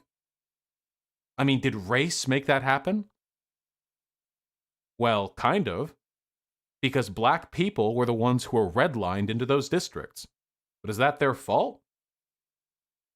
In another world, where it was instead the humble Irish who were cracked down on and shoved and redlined into these ghettos, they were the ones disproportionately policed, they were the ones forced into these inner cities, they were the ones who were given access to these cartel drug runs, they would be the ones making up such a disproportionate amount of the murder rate in this country. Guaranteed. The humble Irish. It's true. But I'm pretty sure it's not just 13%. And given that the overwhelming majority of their victims are black, I'm pretty sure that most black people wouldn't set the dial at 13% either. And here we arrive somewhere near the core of the problem. The story of crime in America is overwhelmingly the story of black-on-black crime. I mean, not really. If we're talking about low-level murder, today and only today, then yeah, in large part. If we're talking about historically, that is not the case at all. And even today, if we're taking a look at like crime that meaningfully affects our society, how many people died due to murder in 2018. How many people died due to an opioid overdose based on the irresponsible pushing of prescription drugs by doctors who are funded by our pharmaceutical industry? Opioid.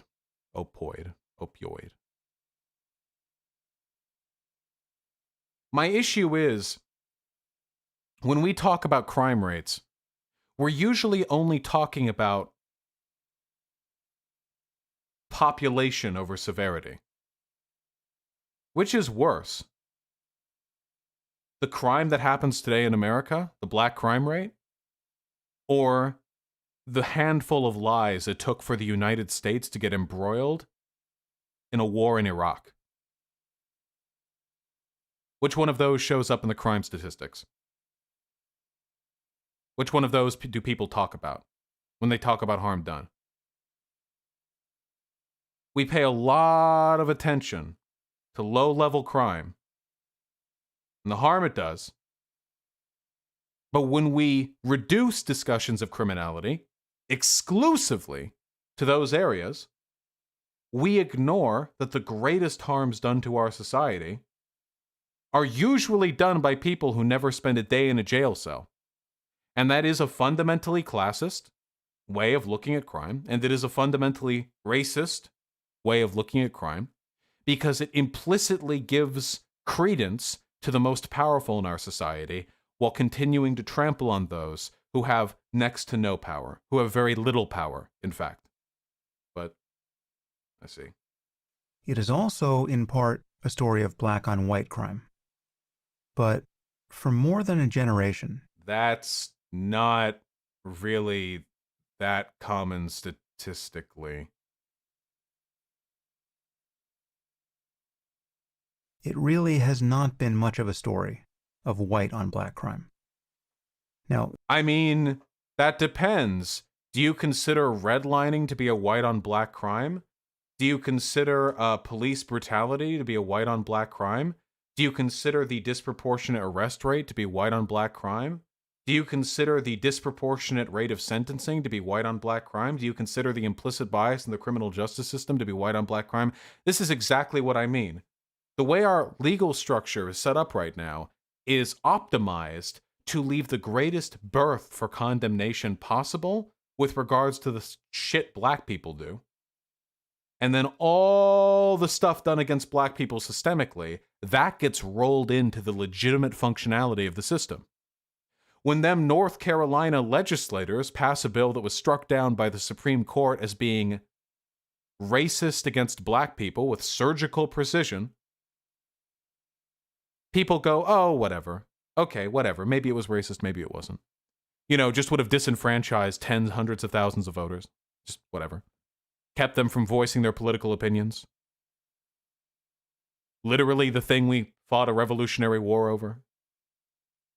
But then you get some disproportionate rates of crime because in inner city environments, gangs are killing each other, and the police are doing everything criminologists and sociologists have been telling them not to do for 40 years. And people throw their hands up. Now, Sam Harris, for the most part, so far, from this one very small segment of the podcast that I'm listening to, seems to be leading a lot with the questions that he is asking. He has brought up no sociological explanation. He's not really considered why these things may be. And I cannot help but remember the fact that Sam Harris has had Charles Murray, the hack author of The Bell Curve, who didn't even know what heritability was, onto his show before. So I am a little curious what his perceived explanation is. And I guess I'll give him a chance. Ah, yes, he defended Charles Murray as well. He didn't just have him on. He defended Charles Murray and The Bell Curve, if I remember correctly. The murder rate has come down steadily since the 1990s, with only minor upticks. But nationwide, blacks are 6 times more likely to get murdered than whites. And in some cities, their risk is double that. And around 95% of these murders are committed by members of the African American community. Mm-hmm. The weekend these protests and riots were kicking off nationwide, when our entire country seemed to be tearing itself apart over a perceived epidemic of racist police violence against the black community. Now, don't strawman us. Police reform is a part of what people are protesting about, but Black Lives Matter has always been about a much broader challenge to the bias in our criminal justice system. 92 people were shot and 27 killed in Chicago alone, right? One city. This is almost entirely a story of black men killing members of their own community. So this is the very classic misdirection conservatives tend to engage in when it comes to talking about systemic racism. You say it was a problem when such and such white police officer shot such and such black 12-year-old, but did you know 100 people died in Chicago last year? I rest my case, as they fold their arms atop one another. Well, there's a problem with that. Let me ask you guys something. When you commit sanctions against another country that leads them into starvation and degenerates their society and their civic order, who actually commits the crime amidst the population of the people who are being sanctioned? Really think about it. If there's some small island country of 500,000 people, and we sanction them, we keep them from getting the food, the medical supplies they need, and then those people in that 500,000 population island nation, well, in the absence of social order caused by material abundance, people start to hurt one another. People start to hoard food and medical supplies. People fight over them. It's a historical reality that an absence of food and medicine very frequently leads to civil unrest in the communities that are being sanctioned. But who's actually doing the hurt? Now, if you just look at crime statistics, oh, well, who's hurting over there? Well, it's island nation resident hurting island nation resident. Murders and rapes and robberies being committed against island nation residents by island nation residents. But who's causing the hurt? It'd be us. Because by sanctioning them, we caused the material and social conditions which led to that increased rate of intra-community violence. And that is what we have done to black communities in this country. We have sanctioned them. We have denied them good housing. We have denied them good education. We have denied them good social services. We have denied them good infrastructure. We have denied them good business opportunities. We have denied them the same level of economic mobility afforded to other groups in this country. In many cases, we have denied them loans. We have denied them access to tutors and social work and other policies designed to elevate people's status in society. We have denied them a normal rate of policing. We have denied them fair and just treatment by the criminal justice system. We have denied them equal rates of sentencing when you account for all other forms of possible variable countenance. We have denied them, in essence, to the same extent, every single component of what our civil society relies on. They even have food deserts in some of these communities. You got to drive a long while before you find a proper grocery store, but there's a 7-Eleven on every block. That's why obesity is so common in poor neighborhoods. It's because it's hard to get the money for a good, proper meal when a McDouble is $2 or however much. I don't eat at McDonald's. And it's hard to find the time to cook a healthy meal when you have to work 3 jobs to pay your rent. And it remains a fact that in the presence of these conditions, those people will commit crime against one another. That if we do that to a community, and that is largely the black community we have done this to, that the members of those communities will engage in disproportionate rates of criminality, everything from rape to murder to thievery to larceny to grand theft auto. But we are not levying blame at individuals who are acting in ways which circumstantially correspond to the environments they have been placed in. We are looking to address systemically the causes for this disproportionate behavior, which is why I say now, and I say this to Sam Harris and anyone who likes Sam Harris, that the rate of black murders committed by the police and the rate of black murders committed by black people are utterly irrelevant when compared against one another, because the rate of black on black crime is a product of the system these protests are attempting to address. It's not about blame.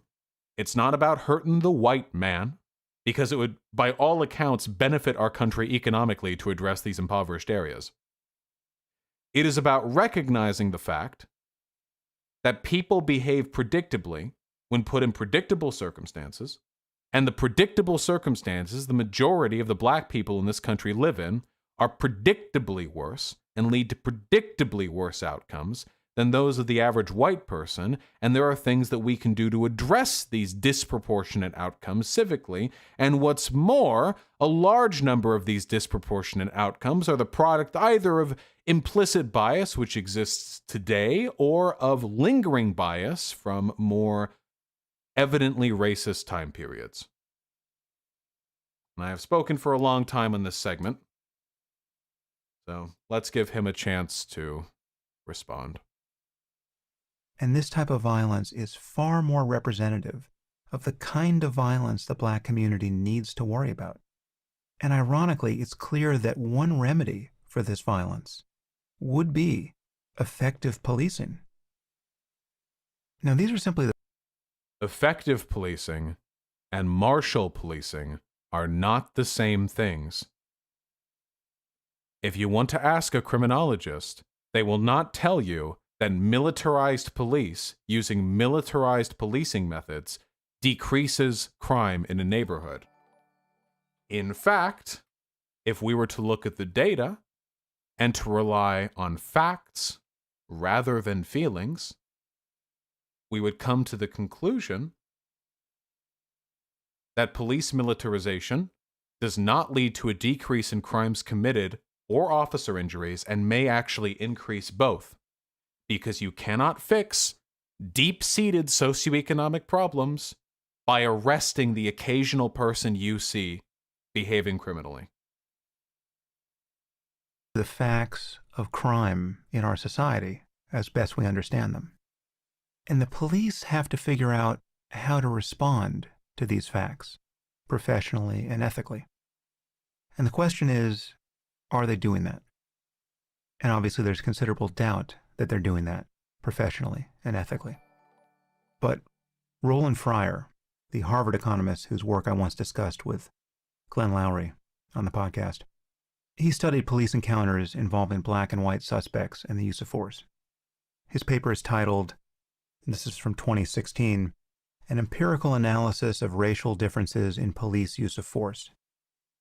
And Fryer is black, and he went into this research with the expectation that the data would confirm that there's an epidemic of lethal police violence directed against black men, especially. But you will not find that data, which is why, and I've made this argument many times, it's actually not a very good idea for us to focus on police brutality as the focal point for our protests, because it is true that black people do commit far more violent crime than white people, proportional to their makeup of the population. And for that reason, any deviation in police brutality and police response tactics can in large part be explained by that existing disparity. Now, there is evidence that police officers who can be assigned behavioral traits which lead to the dehumanization of black people are more likely to commit violence against those black people. But the simple narrow lens of police shootings alone is not the hill we want to die on when it comes to racism. Not when we have all that other evidence available to us. But he didn't find that. However, he did find support for the idea that black people suffer more non-lethal violence at the hands of cops. That would be true. Than whites do. So let's look at this. The study examined data from 10 major police departments in Texas, Florida, and California. Generally, Fryer found that there's a 25% greater likelihood that the police would go hands-on black suspects than white ones, cuffing them or forcing them to the ground or using other non-lethal force. Specifically in New York City, in encounters where black and white citizens were matched for other characteristics, they found that cops were 17% more likely to go hands-on black suspects, 18% more likely to push them into a wall, 16% more likely to put them in handcuffs in a situation where they weren't being arrested, 18% more likely to push them to the ground, 25% more likely to use pepper spray or a baton. I will give Sam Harris credit for one thing, if nothing else. He is the perfect cadence and vocal tone for a pseudo-intellectual. Whether or not you actually believe him to be a pseudo-intellectual, it is very easy to drift off listening to his voice and imagine that he is speaking with a honeyed tongue every truth you were never before told. He does have a very nice voice. 19% more likely to draw their guns, and 24% more likely to point a gun at them. So this is more or less the full continuum of violence, short of using lethal force. And it seems, based on the data we have, that blacks receive more of it than whites. So what accounts for this disparity? Racism? Maybe. However, as I said, it's inconvenient to note from other data that suggests that black cops and Hispanic cops are more likely to shoot black and Hispanic suspects. No, it doesn't. I've seen that argument made before. Well, actually, black and Hispanic cops are more likely to use lethal force against black folk. No shit. Neighborhoods with a lot of black folk are going to have more black police. That's just a matter of proximity. I mean, yeah. If you go, I mean, in a lot of those neighborhoods, I mean, where you have a lot of black on black crime, a lot of gang violence, very often these neighborhoods are patrolled by black police officers or Hispanic police officers, who, as we know, are one half black socioeconomically. Because it's a lot easier to work through the ins and outs of a neighborhood if there's a sense of camaraderie with the people that you're policing. Now, that's not always the case, obviously. And if I remember correctly, there is evidence suggesting that police tend to behave better and people have less complaints about the police if people are being policed by people of their own race. But that happens more often when black people are the recipients of the policing than with white people, i.e., black people are more comfortable being policed by black people, proportionally, than white people are being comfortable policed by white people, as in black people mind the racial deviation more. And it makes sense. If you're a black person and you experience over-policing, you probably live in a pretty bad neighborhood, just statistically speaking. And in such a neighborhood, I think it's important for a lot of these these impoverished people, these underserved people, to believe that there is a cultural through line to the people who are policing them. I would make the argument it's less about race and about the knowledge that the person you are being policed by might have come from the neighborhood that you're in. And that won't matter as much to white people, because if you're a white person in a largely white neighborhood, you're more likely to be doing okay socioeconomically, and a black person rolling through isn't going to make you worry, oh my god, that guy's not from the hood, he's probably going to treat me like shit. That tends not to be an experience white people have. I think what often goes unspoken of in when we talk about police violence against black people, I think what's most terrifying isn't the actual violence, but the terror of occupation. black people feel much less at ease around police officers than white people do. And conservatives will attribute this to black people having a culture of victimhood. But if you hear black people talk about their experiences being policed, it sounds like they are literally by being occupied by a fucking foreign army. Like they're French people after Nazis took over France. Like they're living their lives, but they know like at any moment, you know? God, I mean, I have so many stories just from the black friends that I had in high school. I remember the funniest one for me, I think, wasn't even of me. It was from my brother. My brother would go on walks all the time at night because he was just a generally athletic guy, and Los Angeles has, you know, a really nice, generally nice weather. And he would go walk and have a good time. And one day he was walking with a black friend, just because they were hanging out. He must have been like 13, 14 or something. They got stopped by police 3 times during that less than an hour-long walk. It was the only time my brother had ever been stopped by the police while walking. Can you imagine? Now, obviously, none of those police officers rolled up and said, "Uh-oh, there's a black person here. Time for us to do some policing." But you get the point. You get the gist. And that sense of perpetual occupation is, I think, probably the most damaging thing overall to the black community or to individuals in the black community. There's been research done on how being subjected to that kind of experience can damage the mental health of people subjected to it. Like it's tantamount to trauma. I mean, you're being occupied, you know? You are living under the arm of a repressive state. The agents of the state are comfortable engaging in trivial but flagrant acts of bias against you and people who look like you. But because that comes down to perception, it's very easy for conservatives to ignore that argument. Than white cops are. I'm not sure how an ambient level of racism explains that. Are there That was a very dumb thing he just said. More likely to shoot black and Hispanic suspects than white cops are? I'm not sure how an ambient level of racism explains that. So he is suggesting that a bias against black and Hispanic people, when accounting for all other factors, can't be racism because black and Hispanic people are more likely to be present to shoot black people.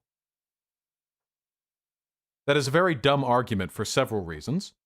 First of all, as I said, proximity is a factor. Black and Hispanic cops are more likely to be policing black and Hispanic people proportionally. And second of all, it is entirely possible for black and Hispanic people to carry subliminal biases against black and Hispanic people. That is a thing. Are there other explanations? Well, again, it could be that blacks are less cooperative with the police. And if so, this would be worth understanding. A culture of resisting arrest would be a very bad thing to cultivate, given that the only response to such resistance is for the police to increase their use of force. Now, this is what happens every single time I talk with somebody like Sam Harris or a conservative-leaning person. You have data that indicates overwhelmingly that there is a racial bias, even when accounting for other factors, and then the person, for no particular reason, will wave their hand and say, well, racism can't be the answer. In the case of Sam Harris, the reason he waved his hand was because black people and Hispanic people are more likely to be policed by black and Hispanic people, and thus more likely to be shot by them. Which is a nonsensical reason to dismiss the possibility of racial bias. But then, now lacking an explanation for that bias, Sam Harris invents a new one. The idea that black people are so much more non-compliant with police. A factor which is so substantial that it accounts for a discrepancy which is statistically significant, but so hidden that it wasn't accounted for by the researchers, and that is what explains the bias. This is the flagrant anti-intellectualism that I have come to know in arguing about systemic bias, because it is impossible for a multivariate reductive analysis to account for every conceivable correlating factor. It's not possible.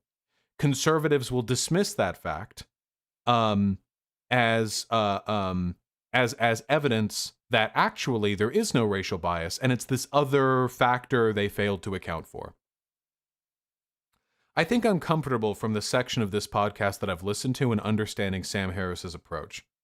In essence, he is very comfortable invoking the black rate of criminality without providing any explanation, which gives his audience, varied in opinion as they may be, a wide variety of possible interpretations, ranging from the environmental to the genetic. He will dismiss evidence which does not favor his point with a frankly unbecoming of his level of education dismissal, seriously, because black and brown police are more likely to shoot black and brown people. That's it. That's your excuse.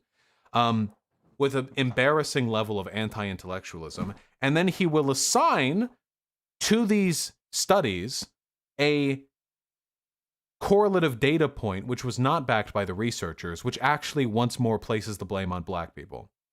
Because that is what people like Sam Harris want to do.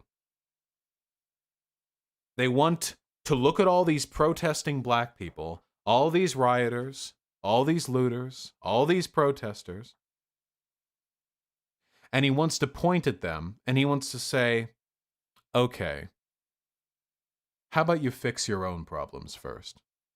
You're really going to bother us white people when you commit so much crime amongst yourself?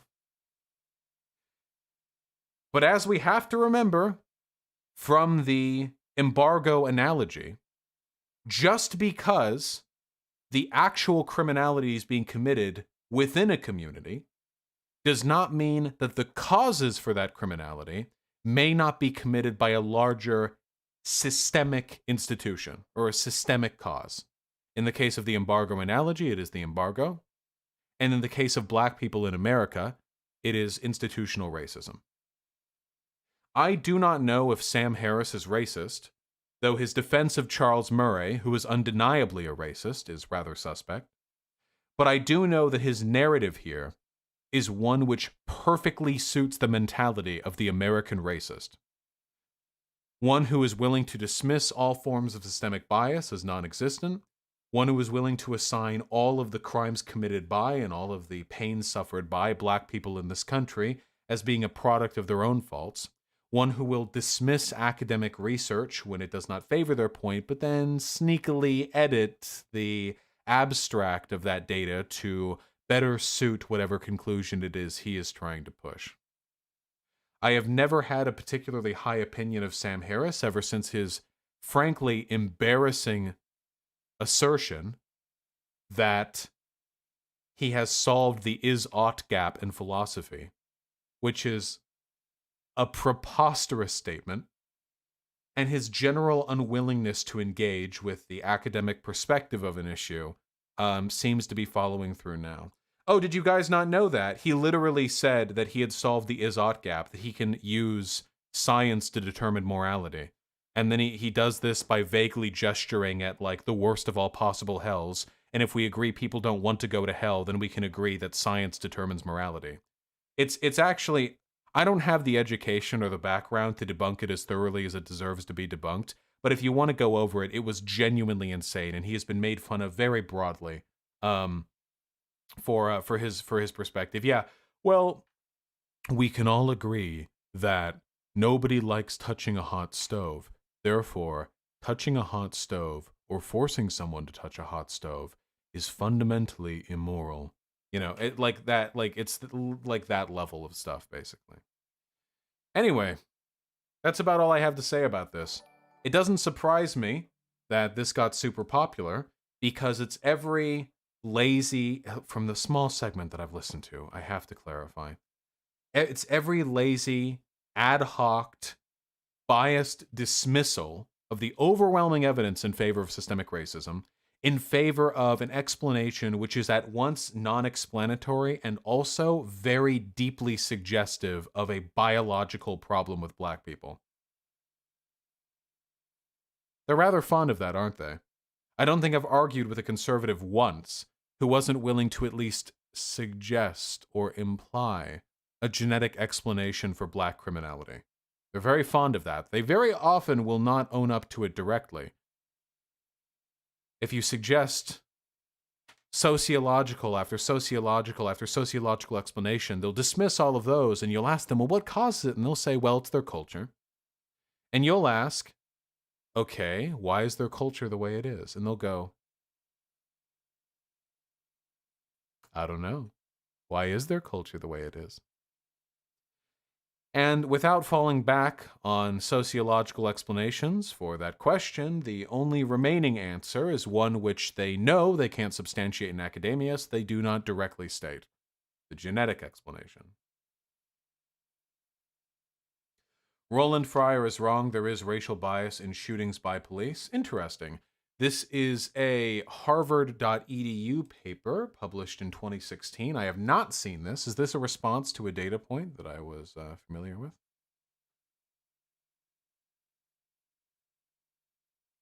Breaking down the analysis of police shootings in Houston, which I supplemented with census data, found that black people were over 5 times as likely to be shot relatives to whites. Latinos were roughly twice as likely to be shot. Fryer was not comparing rates of police shootings by race, however. Instead, his research asked whether these racial differences were the result of racial bias rather than merely statistical discrimination, both terms of specific meanings in economics.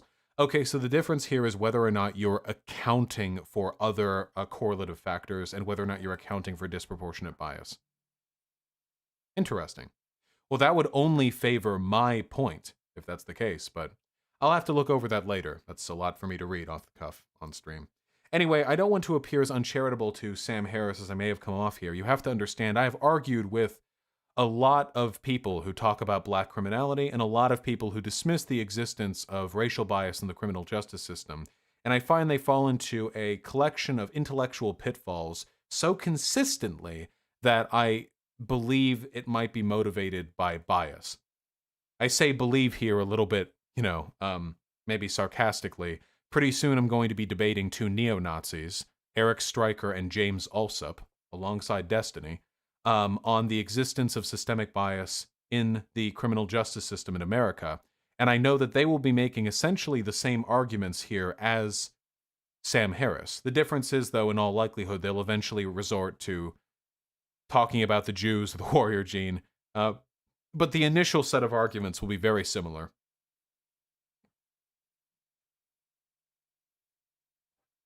Didn't they pussy out? Enoch pussied out. Stryker and Alsop look like they're still coming through, which should be fun. There, how was that? I feel like that was the most charitable and professional sounding breakdown I've ever done on this stream. With the Sam Harris shit, I feel like I laid that out through. I was very calm. I was super chill. I was trying to sound the way I felt like a Sam Harris fan would consider a reasonable person to sound like. You gotta know your audience. I did the voice? Yeah, well. Yeah, except for the time you started it. The Surf, I know you're some kind of Sam Harris simp. I am not listening to a 2-hour fucking... No.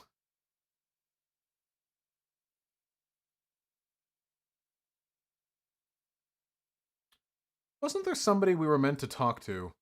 Hot Bean Sauce. Are you still in the Discord? Are you still present? If so, maybe we could talk. I have your thing up. Until then, I'm going to do donations, and then we'll see where that goes. Third Eye Guy, thank you very much for the tier 1 sub. Can't promise a conversation, but I do appreciate the generosity. I have about 150 emails backed up right now. Jamie ABG with the tier 1 sub. Hey, I linked the report about Doc earlier. It's just a report on someone's tweet guessing he got arrested. Kind of lame. Australian fake news, lol. Those fucking Austies. Those fucking boomerang checkers. Can't get a news story right for the fucking life of them. Carson Harvey with the $10. The left should develop a network of covert college students that inform you, Destiny, Michael Brooks, or Sam Cedar of Crowder's Change My Mind setups beforehand. He can't run away forever. That would actually be really fun if there was some kind of concerted effort to geolocate or to triangulate the location of Crowder. So every time he does one, like a bunch of debate lords from the left show up to pee on him. That'd be fun. Is Jimmy Dore the Alex Jones of BreadTube? Kind of, yeah, Straight Raid.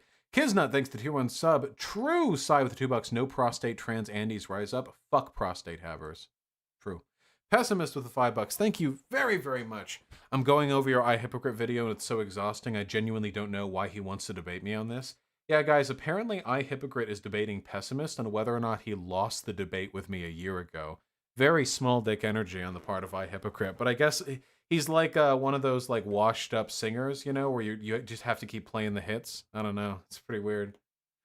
What are my thoughts, explanation on conservative shills like Steven Crowder downplaying the COVID-19 pandemic? Because it makes Trump look better. That's it. How do you weigh value for society in protesting against the value of preventing COVID-19 spread? The protests don't seem to have actually spread COVID-19 much because everyone at the protest is wearing masks anyway. So I don't really have that much of an issue over it. But also I would say that protesting systemic injustice based off like once in a decade like racial tension uprising is probably worth like the very slight potential increase in coronavirus shit. Ajax with the $10. It's a shame you don't like talking about Crowder considering how popular he is, though I don't really blame you, he's insufferable. Yeah, it's just he doesn't say anything. It's just bad jokes interspersed by him repeating the same like 2 or 3 bad points. It's just not that interesting to go over. There has been an uptick in cases though. Yeah, because the lockdowns ended. That hasn't been associated with the protests. Ajax with the $10. Thank you. Also, sorry about the harassment of currently making my first videos with some assistance of your community members. Peppo Hug. Oh, that's awesome, comrade. I hope it goes well. I really do. It's genuinely awesome. And with the additional $10, any plans regarding a second computer in Warhammer streams? Oh yeah, for sure. 100% Ajax. I'll be getting a computer upgrade soon, new CPU, new motherboard, and a second computer to actually stream from. And then I should be able to play Warhammer with basically no trouble. I'm actually really looking forward to that.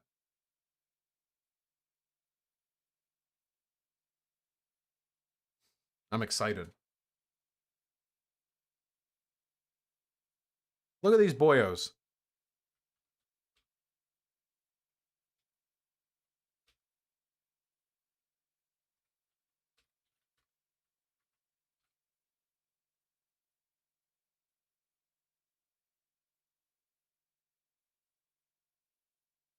Isn't it crazy that the game looks like this? And can hide. Look at this. Look at all the fucking model detail. Look at these boyos. Look at them. They're going in. Oh.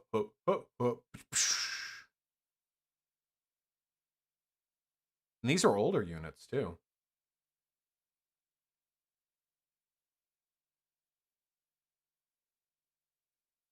So many fucking units. Yeah, computer crash bait for sure, dude. This game is the most taxing game CPU-wise I have ever fucking played. The Empire Siege Vampire Count, Massive Battle, Total War Warhammer, CP Gaming. Oh, shit! How big of an army are we getting here? Hold on.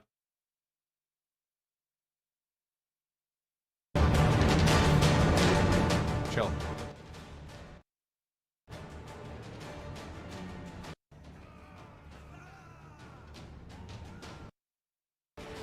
It's actually crazy that the models are so detailed from the sizes that they're at. Because this is where you actually see the game.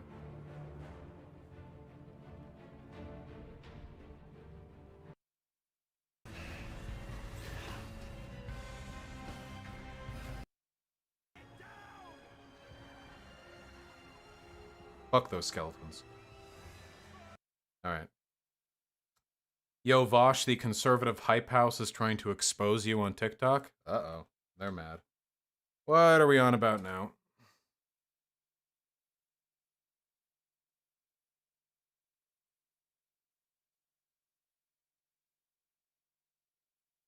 What is this? Consume marijuana at roughly the same rate, but black people get arrested nearly 4 times as often for that. So consumption rates does not equate Whoa! What's up?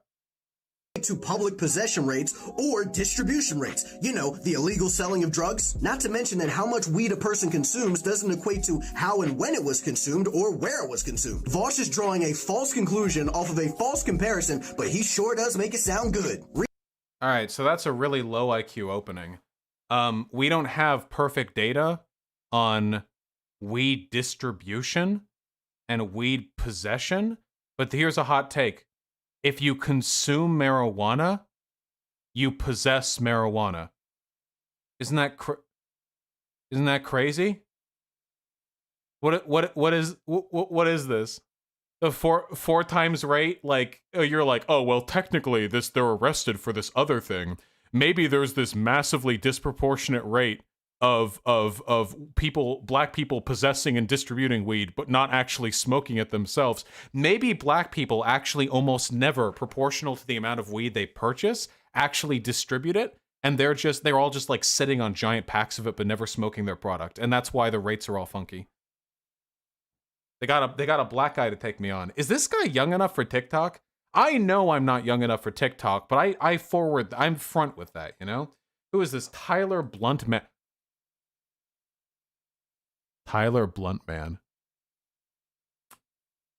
I don't know. Where'd you get that name from? We're talking about black possession rates? I'm not sure. Here, who are you? I am a terrible conservative. Whoa! 500 subs, nice. I'm a terrible conservative. I smoke weed. Whoa! Tyler Bluntman, you're getting your brothers killed out there. Okay, this is irrelevant. Hold on. Reese even touched on some of this in the debate. White people usually are more prone to use marijuana with people that they are closer to and within secluded homes instead of open areas, whereas black people are more prone than a white person to do it with people that they're not associated with and in public areas. I love how they're trying to salvage this debate I did with the conservative hype house guy. This debate with the conservative hype house guy went so poorly for him that he deleted comments on his channel and then eventually disabled them altogether because people were only shit-talking him. Despite me releasing that video less than a month ago, 2 weeks ago, it is the third most viewed video on my channel. 2 weeks ago, over 200,000 views. Now, I know there are some big dick YouTube Andys who have a higher platform than me, but this is an unbelievably disproportionate rate of support for that video. I love how they're trying to actually, like, support this, you know? But okay, so what are we going on about? Okay, so that conservative hype house kid would have to then make the argument that the fact that black and white people proportionally use weed in different places and with different types of people would explain the 4 times arrest rate, you know? It's not always just the 4 times arrest rate, by the way. If we go back to the document, which I'm so very fond of, I think there's actually a stat here for... Yeah, here we go. In 2002, black Americans were incarcerated for drug offenses at 10 times the rate of white Americans. Now, that's a pretty wacky rate. So you want to tell me, like, because they smoke the weed at, like, comparable levels, so you're going to tell me that black and white people smoke weed at comparable levels, but black people, like, whatever they do that's different leads to a 10 times greater likelihood of them being arrested and there's no racial bias involved? Come on. Facts over feelings, conservative hype house. So you think that, like, black people just, like, are stupid and they just keep smoking in public areas? Straw man! And in this video series exposing What? Video series? I like it. Josh's moronic talking points, this is not going to be the first straw man that happens. Stay tuned to part 2. Black people... That was it? He did a part 1, and it was him saying, haha, smoking weed isn't the same as possessing weed. Yeah, he didn't even describe the straw man.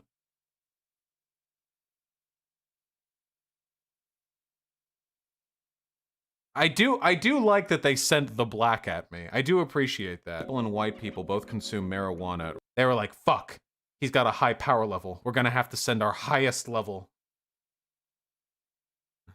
When was this posted? How long ago? Black say? 2 hours ago. Okay. Yeah, time for me to delete my channel. It's over for me. Which one was the kid I debated?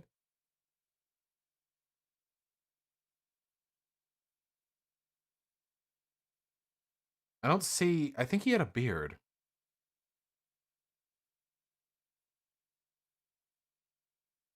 I don't remember. The conservative values is his account, is it? Hold on. How's he doing?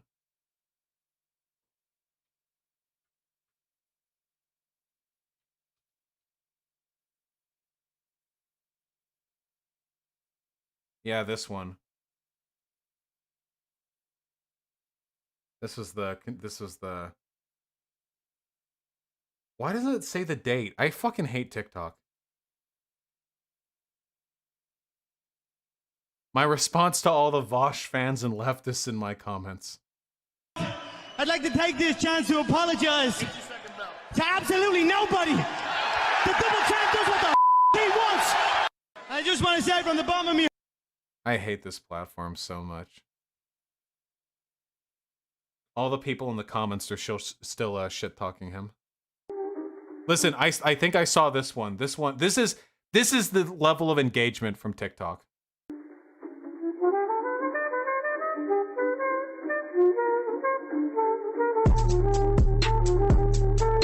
That's it. That's it.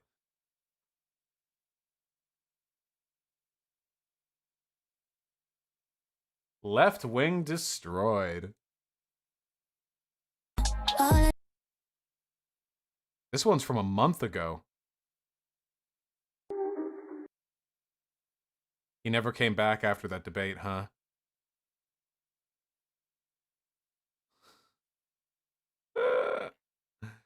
Okay.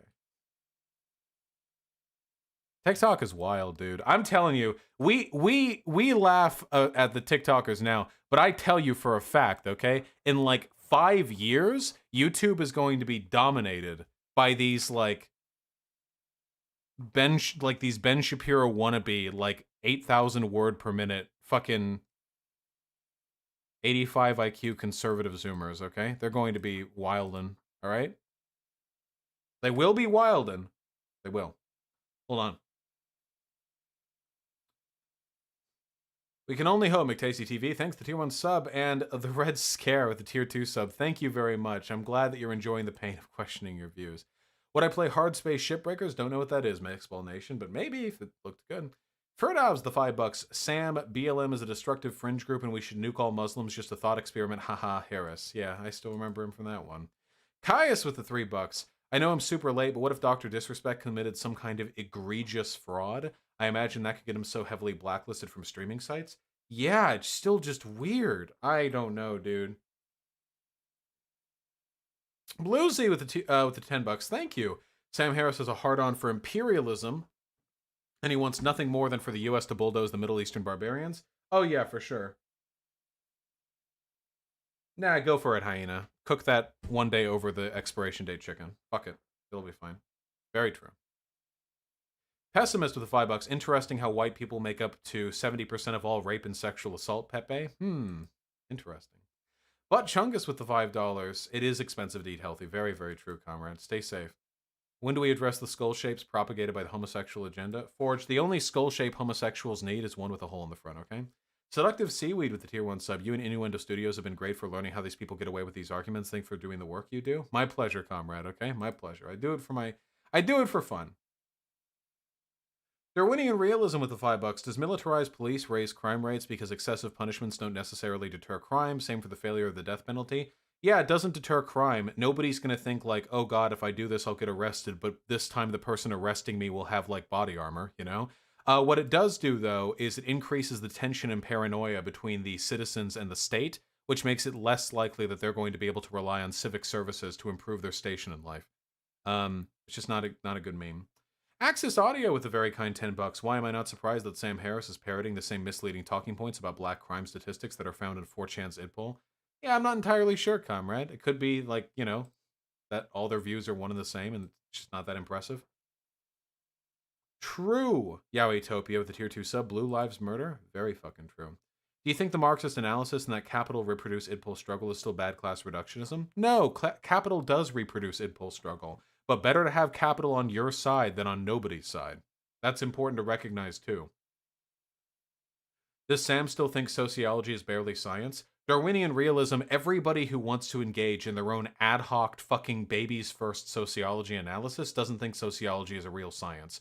Because they don't like the idea of being in a field where other people can tell them they're fucking idiots. It's really simple, okay? It's the intellectual equivalent of me like trying to like build a house and I say that carpentry isn't a real science and then I build like a death trap, you know what I mean?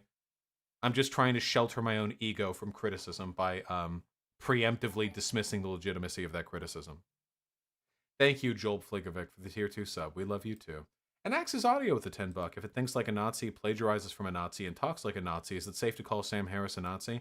I don't know if Sam Harris has an issue with the Jews, but I would not at all be surprised if Sam Harris was some kind of fascist-leaning person. I have to like your tweet. Oh, happy birthday, Posadas John.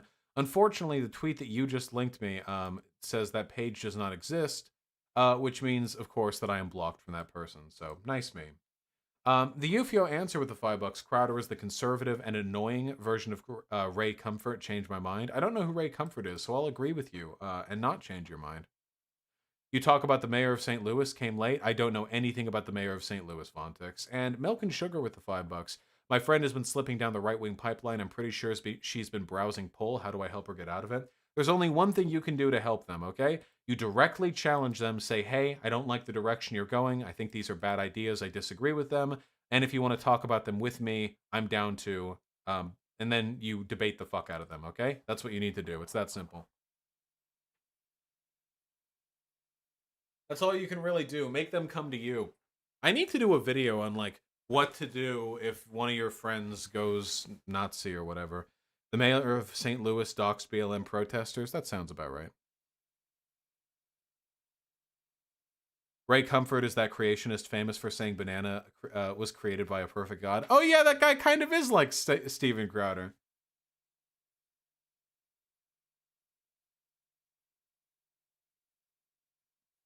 That person definitely has some Crowder-like characteristics. Ah, excellent. I don't know why that didn't show for me the first time. Thank you very much, Posadas John. Happy birthday. You truly have nailed the aesthetic. Be well. And Godspeed.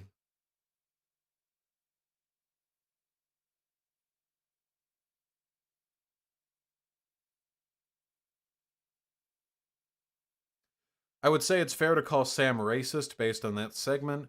That said, I'm very familiar with Harris's positions. He said in the past that we need a strong social safety net, drugs should be legalized, abortion should be legalized, and that sort of thing. He also supports Israel. Yeah, the problem that I have is, like, there are a lot of people who I would consider in the intellectual dark web, you know? Like the kind of anti, establishment conservative intelligentsia. And these people, if just asked on their own, will be in favor of a bunch of socially progressive policy positions. Legalizing drugs, safety nets, all this stuff, But then, when it comes down to the paint, when we're talking about black crime, systemic racism, it all clams up all of a sudden. None of these people are willing to say, if we legalized or decriminalized or whatever all drugs, it would make it easier for this or that. None of this, we need to reform private prisons or the police. None of this, we need to invest in better social welfare so these people don't have to turn to crime because there are no good job opportunities and none of that crap. They back off all of it and they start they do the Pepe face and they start talking about, well, actually, is there racism? Well, if we look at all the data, it might suggest there is racism, and that might be what all the experts are saying, and I don't know how to do multivariate regressive analysis, so I can't double check the math that they've done, but have you noticed they commit 50% of the murders in this country? If you think about it, doesn't that explain a lot? Like, yeah, it does the same thing every time. Like, and then it's like, okay, do you actually care about these progressive social policies? Or are you just like, do you just like feeling woke, but you're not willing to commit to that when it comes to helping black people?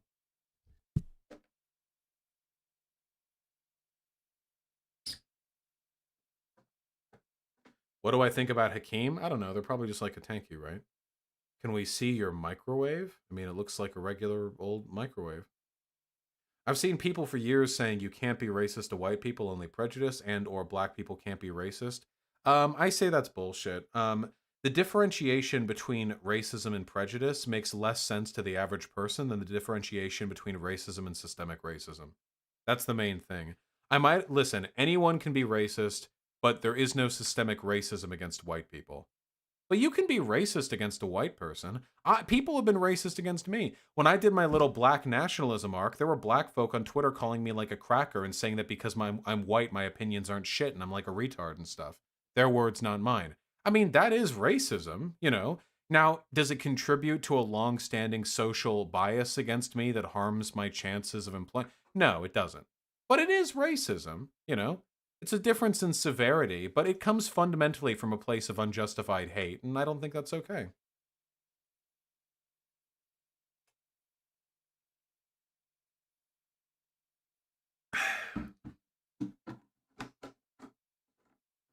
Are you going to react to Kyle's response to Rising? No, I can't. I can't today. You know what we should do for the rest of the stream? Can we just chill? Can we chill? Is that okay with you guys? What if we just chilled? The issue is I had a headache. I woke up at 4 a.m. with a headache. And I can feel that if I like get too hype, I'm going to get a headache again. So I want to play it a little bit more chill. Besides, it's been a while since we just talked to you people. In his 2 podcasts on why he's against Trump, Harris talked about how the people are moving away from the left because it's gone crazy with all this intersectionality stuff, basically. Yeah, well, that's the funny thing. That's not true. People are moving more towards Biden right now. This is the myth people always say. People are coming over to the right because of all the crazy SJW. No, the people who are saying that were already on the right. And I'd be willing to bet the majority of Harris fans are conservative. They do this same thing like, go woke, go broke. People are tired of all these crazy fucking trans, LGBTQIA, XYQZ characters in video games. The Last of Us 2 is going to fucking go broke. And then it releases and it's like the top seller ever on the PS4, you know? They always do this. It's the invocation of the assumed silent majority, you know? Like, your crazy SJW antics are making the real people, you know, upset. But it's, no.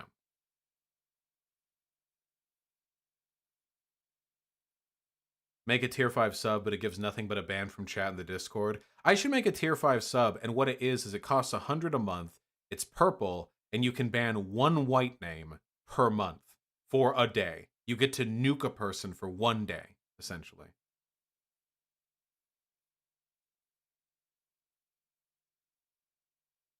The score on The Last of Us 2 on Metacritic is almost a 5 out of 10. It was 3 at the start. Yeah, because they review bombed it.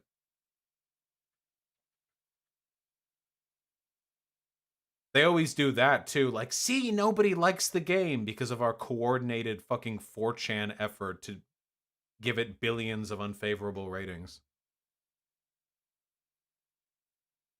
Like, look at this. Is there a way to sort the negative reviews by, like, the numbers? Like, who gave which numbers?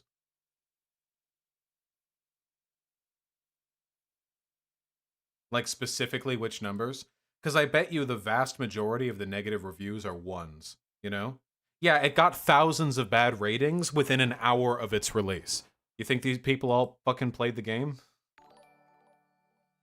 Oh, you can rate 0? Here, look at this. My disappointment is immeasurable and my day is ruined. I waited 5 years to play this, and they gave me a horrible intro and a shit ending. I just want to forget about the game. And it's the day that it came out, and they're talking about the ending, and thousands of people found this helpful.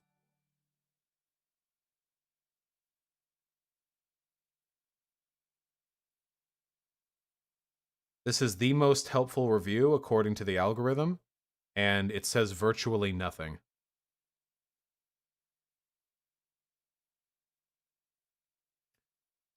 Amazing graphics, lighting, level design, story is utterly disgusting. I feel bad for half the studio who was shut down for speaking up against this piece of crap on the back of them being anti-trans. There's no philosophy here, there's no SJW crap, it's just terribly, terribly bad writing and thinking. I'm sorry, wait, they shut down half the studio for being anti-trans? I don't think that happened.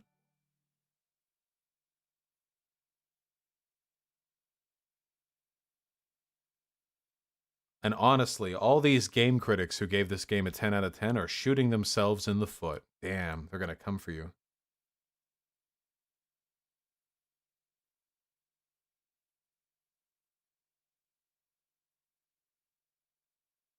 The story was shit for non-gamer reasons too, though. Nah, listen.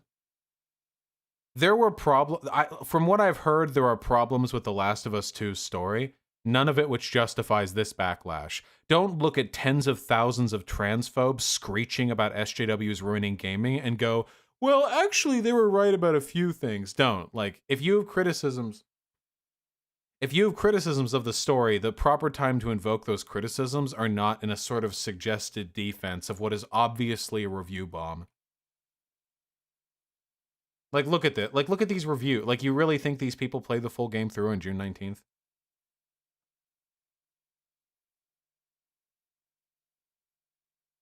Naughty Dog should be ashamed of themselves.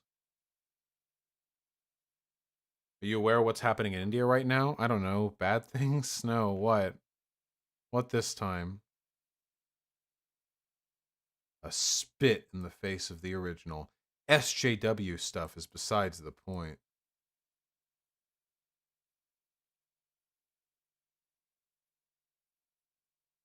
One of the worst stories I've ever seen in video games.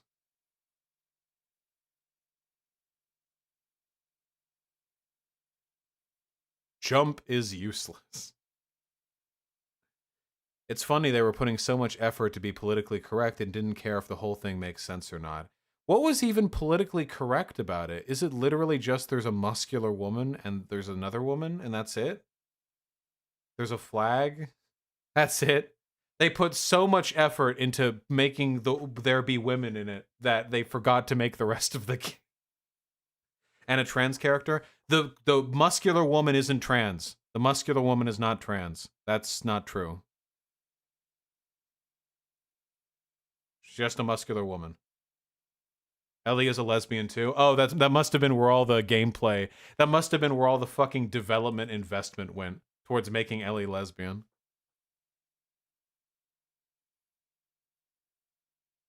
There's a trans boy in the game? I mean, okay.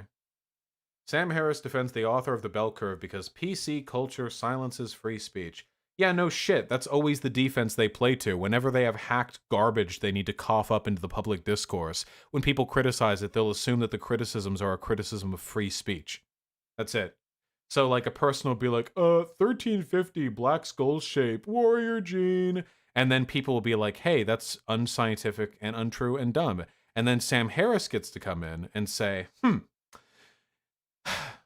as Voltaire once said, I may not agree with you, but I will defend to my death your right to speak your opinion. Of course, Voltaire never said that. It was a neo-Nazi who said that.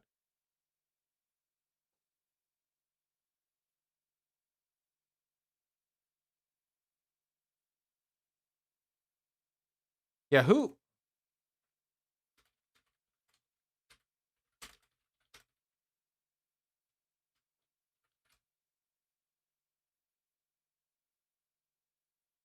In the Friends of Voltaire, Hall wrote the phrase, I disapprove of what you say, but I will defend to the death your right to say it.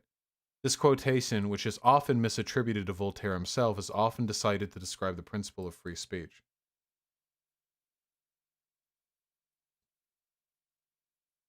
Was this person not a Nazi? I thought I heard the person was a neo-Nazi. I might have been thinking of another quotation then. But okay, it wasn't actually said by Voltaire. Maybe it was cited by somebody else? Quote investigator.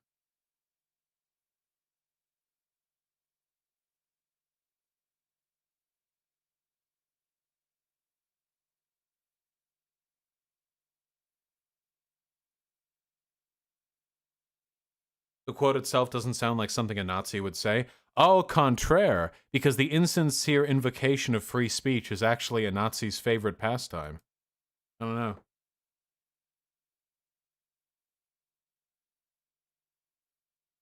Graphics is good. Gameplay is meh. Notice how all these people who are doing zero reviews have to talk about the graphics being good?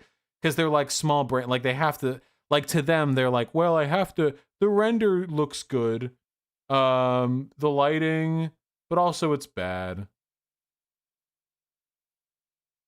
The Last of Us ended on the first game. This is some twisted fetish porn from the writer of this game, because there's like one sex scene, but between a man and a woman?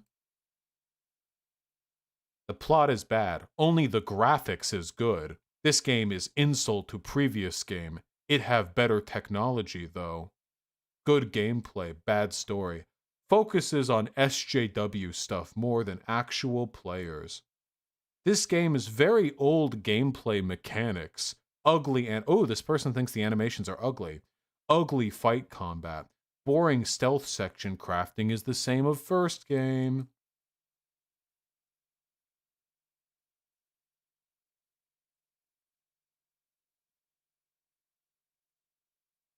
What is this? You literally can't shoot the walls because they have religious symbols on them. It disables your trigger squeeze. This game is absolute trash. What? What is there like a... Oh, for sure, yeah, how you make them, because I'll be done soon. Is there like a part where there's like a Islam flag and then you can't shoot it or something? It won't let you shoot a Jewish monument or whatever? Oh, you can't shoot the Torah? Oh, I see. Oh, you can't shoot up a synagogue and they're mad. Stupidly high review scores due to SJW content. There's no downplaying what Naughty Dog has achieved on a technical level. The graphics are stunning and incredible. The graphics and gameplay are great, but things don't make up for the awful story decisions. Nope! Nope! Nope! What a way to end the franchise in the first 2 hours of the game. Toss a coin to your streamer, oh viewers aplenty. Terrible story.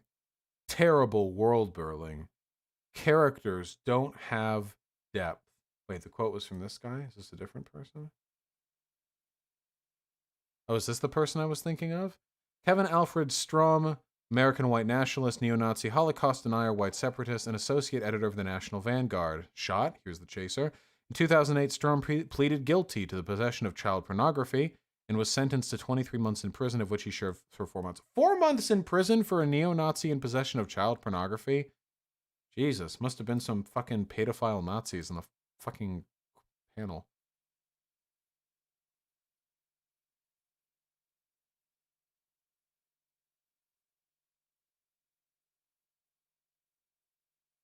Oh. This is the quote that this is the quote that I'm assigning to him. The statement, "To learn who rules over you, simply find who you are not allowed to criticize," is attributed to Strum, due in use to his essay, "All America Must Know the Terror That Is Upon Us." It's the Jews. This remark is often misattributed to Voltaire. Yeah, okay, there we go.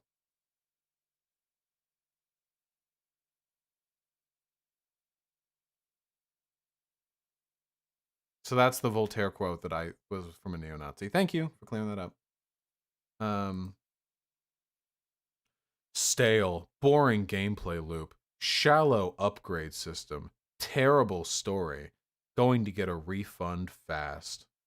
Wow. Just wow. Complete, utter fecal matter. Story was literal garbage. And the developers made sure to piss off all the fans. Visuals better than the first game. It's been 5 years. What did you expect? 6 years? I don't like being treated like a person to manipulate. You did focus on that, and in the result, game has many bad technic solutions. Dumb decision making. Unlikable characters, outdated gameplay, full of plot holes.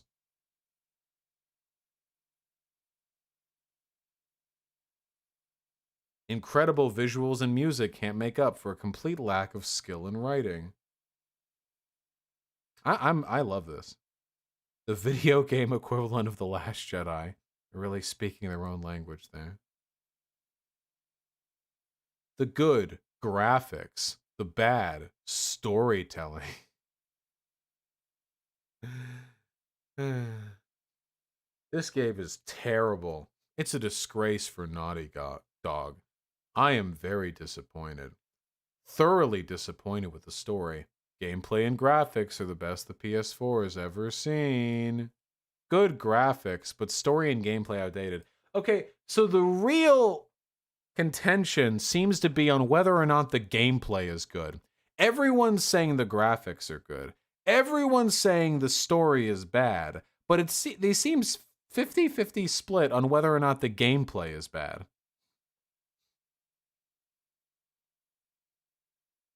How's the gameplay outdated? Don't ask them to explain.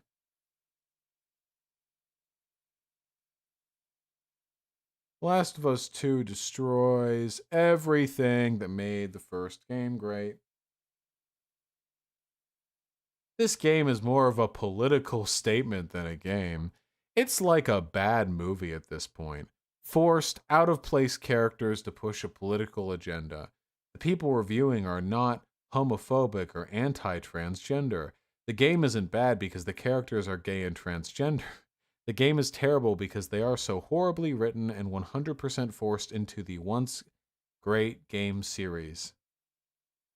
Just a coincidence this happens every single time there's like any progressivism in the game.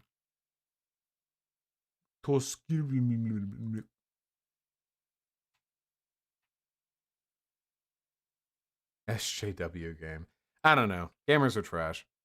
I wonder if there's a way to deal with review bombing. The most sinister the most sinister type of review bombing there is, I think, is when there's like an indie game that looks like it could be really, really good. And then like they say they like trans people and they get a fuck ton of negative reviews on Steam. That shit always disappoints me. I've seen that happen a few times. Yeah. That feel when Celeste? Well, Celeste ended up being so good that it didn't I mean, it's still doing pretty well. Oh yeah. So after all that, oops. Remember when they boycotted Mad Max Fury Road?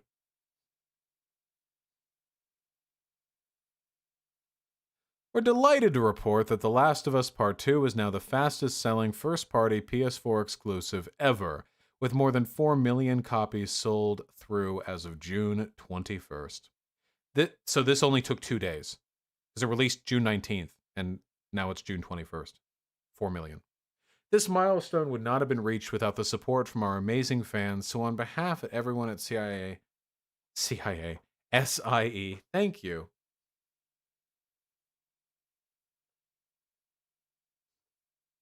On behalf of the CIA,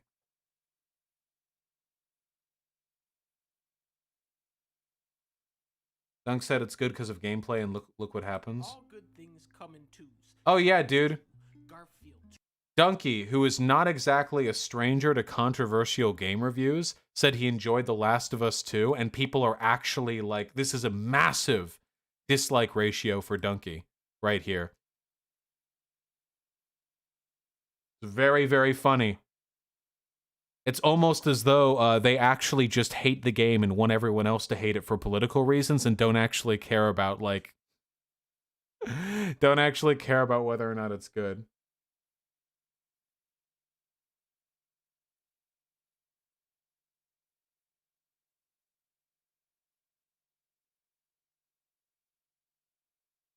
I still haven't watched this review. Yeah, you can purge a bunch of negative reviews if you're getting review bombed, but then they'll talk about how there's a deep state conspiracy to promote anti-gamer journalism or some nonsense like that. In the interest of preventing a headache from rising up, which unfortunately I feel might actually happen, I'm going to finish up donations and then actually take a little bit of an early departure, which I apologize for, but in all fairness, you are all unbearable to spend time with. Ishmael, thank you very much for the $5 you are paying me to chill. Nigel Farage with the £5. Have you seen our Based in Epic YouTube chat Discord? I have not, and I will never go in there. R. Krauser with the $5. Who do you think would be the best do no harm VP option for Biden's currently successful strategy of driving Trump crazy by not really campaigning? Probably Elizabeth Warren, but I feel like the almost guaranteed person is going to be Kamala. Gaster FLB with the incredibly kind $20. Glad to catch a stream. What are your thoughts on Beau of the Fifth Column? Dude, Beau of the Fifth Column has fucking exploded over the past few days. I have a ton of respect for the guy. I feel like Beau of the Fifth Column doesn't like me, though, because he doesn't follow me on Twitter, which is usually an insult in the medium. You have to understand, it's amongst us industry professionals, that's considered a deep insult. But this dude has been exploding lately. Take a look at his sub numbers. It's crazy. It's crazy. 9 million views over the past month, which probably actually means around 10 million because Social Blade tends to short it. Look at these view counts. Look at this, 6,000, 5,000, 4,000 new subs. He's growing faster than any other political commenter I know right now. It's crazy. Has my growth slowed down yet? Yeah, it has. Look. I'm happy for him. He's exactly the kind of shit that we need. He's a departure from that queer bread tube shit, you know? Everyone else, you know, you got Contra and H-Bomber guy and Ollie and everything, and they're all making like their cool video essays, but he's just a good old Southern fucking journalist talking into a camera in his garage. Yeah, that's looking good. Here, we can take a look at how severe his explosion has been.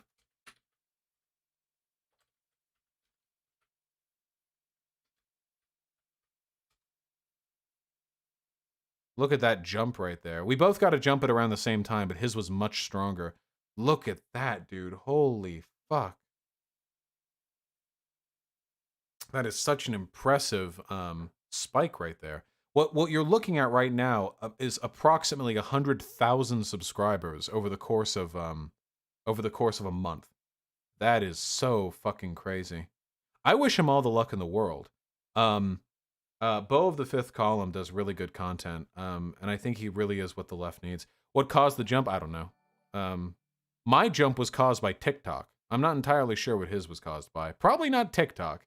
When I watch Beau of the Fifth Column's that's not what I was typing. When I watch Beau of the Fifth Column videos, I don't look at him and think like, yeah, this is what the 15-year-olds are popping off to right now, you know? Why do so many people use TikTok? It's a popular platform. Yeah, for him, it's probably Facebook boomers. God, I gotta get on fucking Facebook. I gotta really pump some money into my panel. Well, howdy there, Internet people. It's Beau again.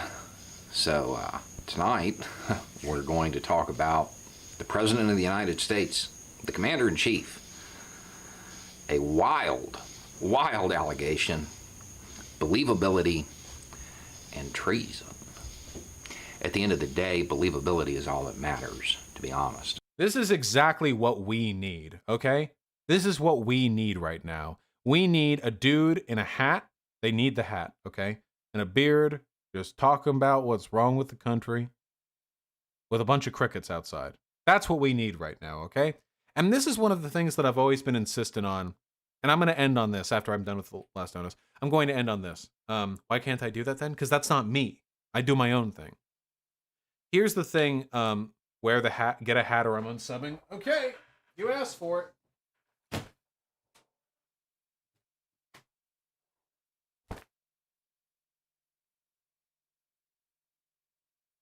There we go. So as I was saying, there we go. Yep. Just a good old-fashioned YouTube president. Now, in all seriousness, though, I have a pretty strong bias towards my cultural predilections. I really like my big city urbanite hipster bullshit, and I do. I enjoy that very much. That's my thing. But this idea that leftism is fundamentally that aforementioned urbanite hipster bullshit, I think that's bullshit. I think leftism can look like this. And if we can't get in touch with the fact that leftism can look like this, and in fact in many parts of the world should look like this, then I think we're fundamentally engaging in a type of classism. We're gatekeeping socialism and socialist praxis behind this disaffected urbanite, you know, like upper middle class, you know, sensibility. And I think that's horseshit. I think that Beau of the Fifth Column, even if he hates me, which he does because he doesn't follow me on Twitter, is probably one of the most promising venues we have right now. Is that Stefan Molyneux streaming? shit regarding the riots in particular at this point, where he says, oh, it's all white people. I will call him out on just some crazy, crazy stuff, like actually endorsing a communist. Maybe because of his wife, I don't know. But yeah, I would call him out on that. Just completely insane stuff. Number one, I would never go back. Sorry, he would never ask me. And secondly, even if he did ask me, I wouldn't go back because, you know, if you're going to have a conversation with someone that you really don't respect. I can't. He takes 8 minutes to make any point. I was going to wait for him to make 1 point so I could make a joke about it, but he takes forever to make any point. So I have to, I can't.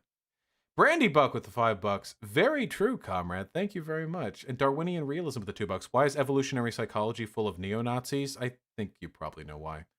Hey Vosh, that turf you debated posted it, and the comments are full of arguments and the other way of coping. Awesome. Great.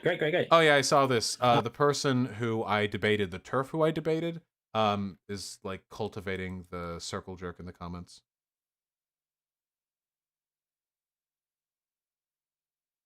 He's happy with his performance.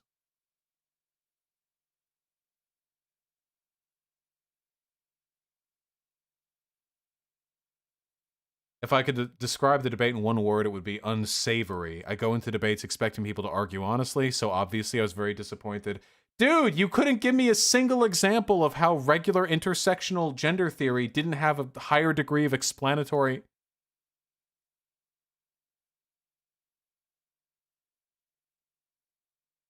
Dude, they liked like every comment. Holy shit. Oh, whatever. Shout out Olivia. When we're done, we're gonna host her. Oh god, we're doing it. Yeah, okay. I love you all very much. I might stream tomorrow. I don't know if I have D&D. Do you think Charles Booker has a chance against McConnell, assuming he wins his primary? No, I don't think so. But it's fun to have a shot, you know. Oh, gotcha. Gay confirmed, Jake Bees. Anyway, apparently we'll be hosting an actual friend of mine playing some sort of video game, like an IRL friend named Olivia, and she's really cool. She's great to play with. We actually had a really great Apex Legend game recently. I only play it off stream, my Zoomer Apex Legend game arena. We're not great or anything, but we were doing the new game mode where it's all snipers and shotguns, and we were trio, and we clutched the victory, and it was the most insanely fucking stressful match the entire way through. It was so much fun. Anyway, love you all very much, and I'll talk to you all soon.